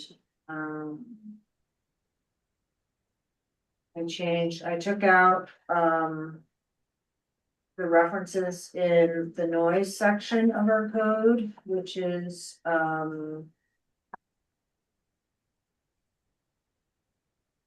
which is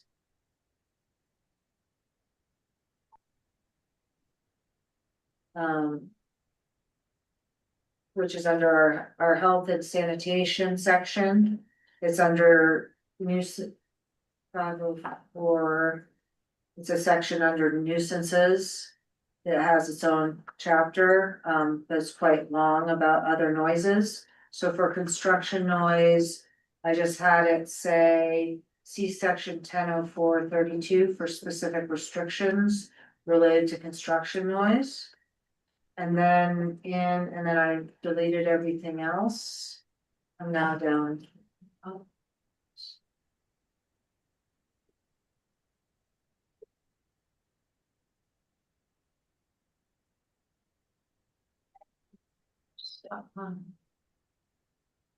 Then in hours of operation, I just merged kind of the two sections.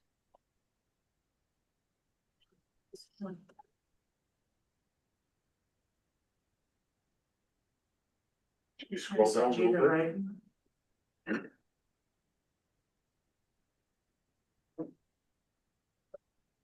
I send you the wrong document?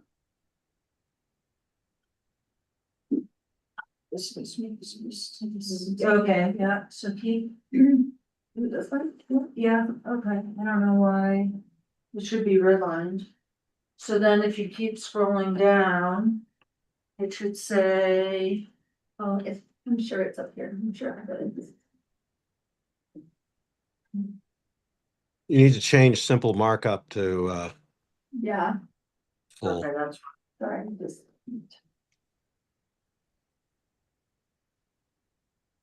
Yeah. My God, that doesn't look like, okay, there you go. That's better. I'm like, that doesn't look like what I have on my screen. So if you just go to section 1. You can see noise go up. Yeah, so you can see I took this all out and all I did was for. That section, I just said, see section 1004-32 for specific restrictions related to construction noise.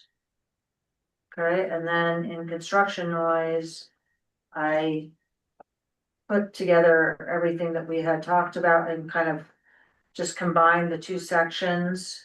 The noise section had a definition of construction work. And then the noise section had, oops, I meant to delete number 3. Because we have a better, section for the exceptions. Instead of the town office may authorize extended hours, the mayor, town council, or town engineer may authorize extended hours. So if you go down, Maria, to, keep going down. To number 5. You can see, the exceptions. That was in the prior noise section that was just a little bit more. Complete, and I thought it was better instead of just saying the town office, I wanted either to make it the mayor, the town council, or the town engineer. That's what was in the noise ordinance. And then, also there was something that, and then you had the decibel. Oops, and then I realized that I'm missing a state or federal holiday. In number 5, could you scroll down 2 more lines or scroll up 2 more lines? Sorry. Number 5, should we say, this is a question, not a statement. The mayor, town council, or town engineer may authorize, should we insert temporary extended hours? I'm just copying and pasting what we had. Oh, from okay. the I prior wanna be one. consistent. Yeah. Okay, never mind.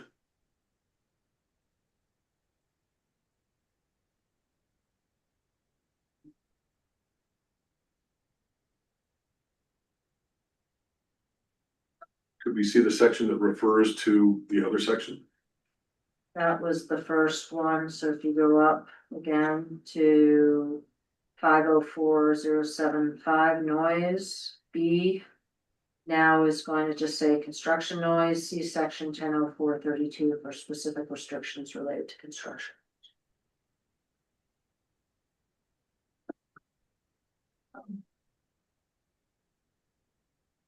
I'm seeing that. Top line, see? It's a little hard to see because of the building. I could. It's the first line. Above hours of construction work. I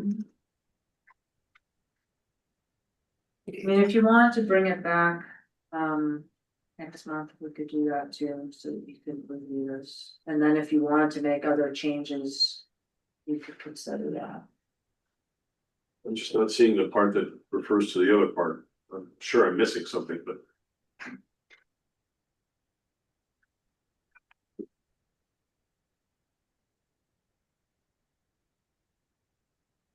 See where it says construction noise?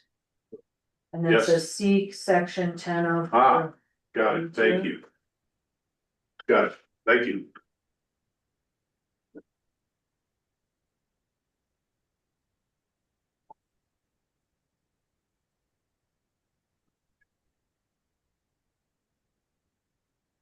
Is that it, Polly? Do we- That's it. Okay, so it is. Any comments about the comfort level you have with wording at this point? I'm good. Do we have a motion? So moved that we adopt it as amended by the town attorney as it appears in front of us right now. Is there Second, a second? Brian seconds it.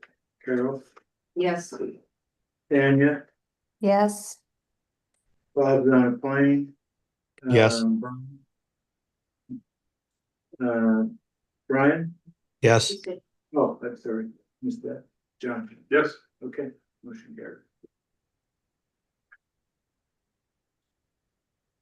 I think that ends it. Is there, speaking of motions, motion to adjourn the meeting? Oh, yes. Okay. Vanessa? Second, I think we all said. Tanya, Yes. Brian, yes. Carol, Yes. Jonathan, Yes. okay.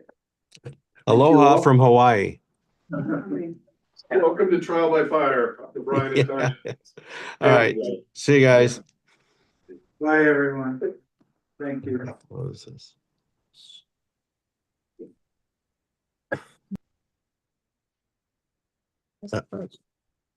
No, that.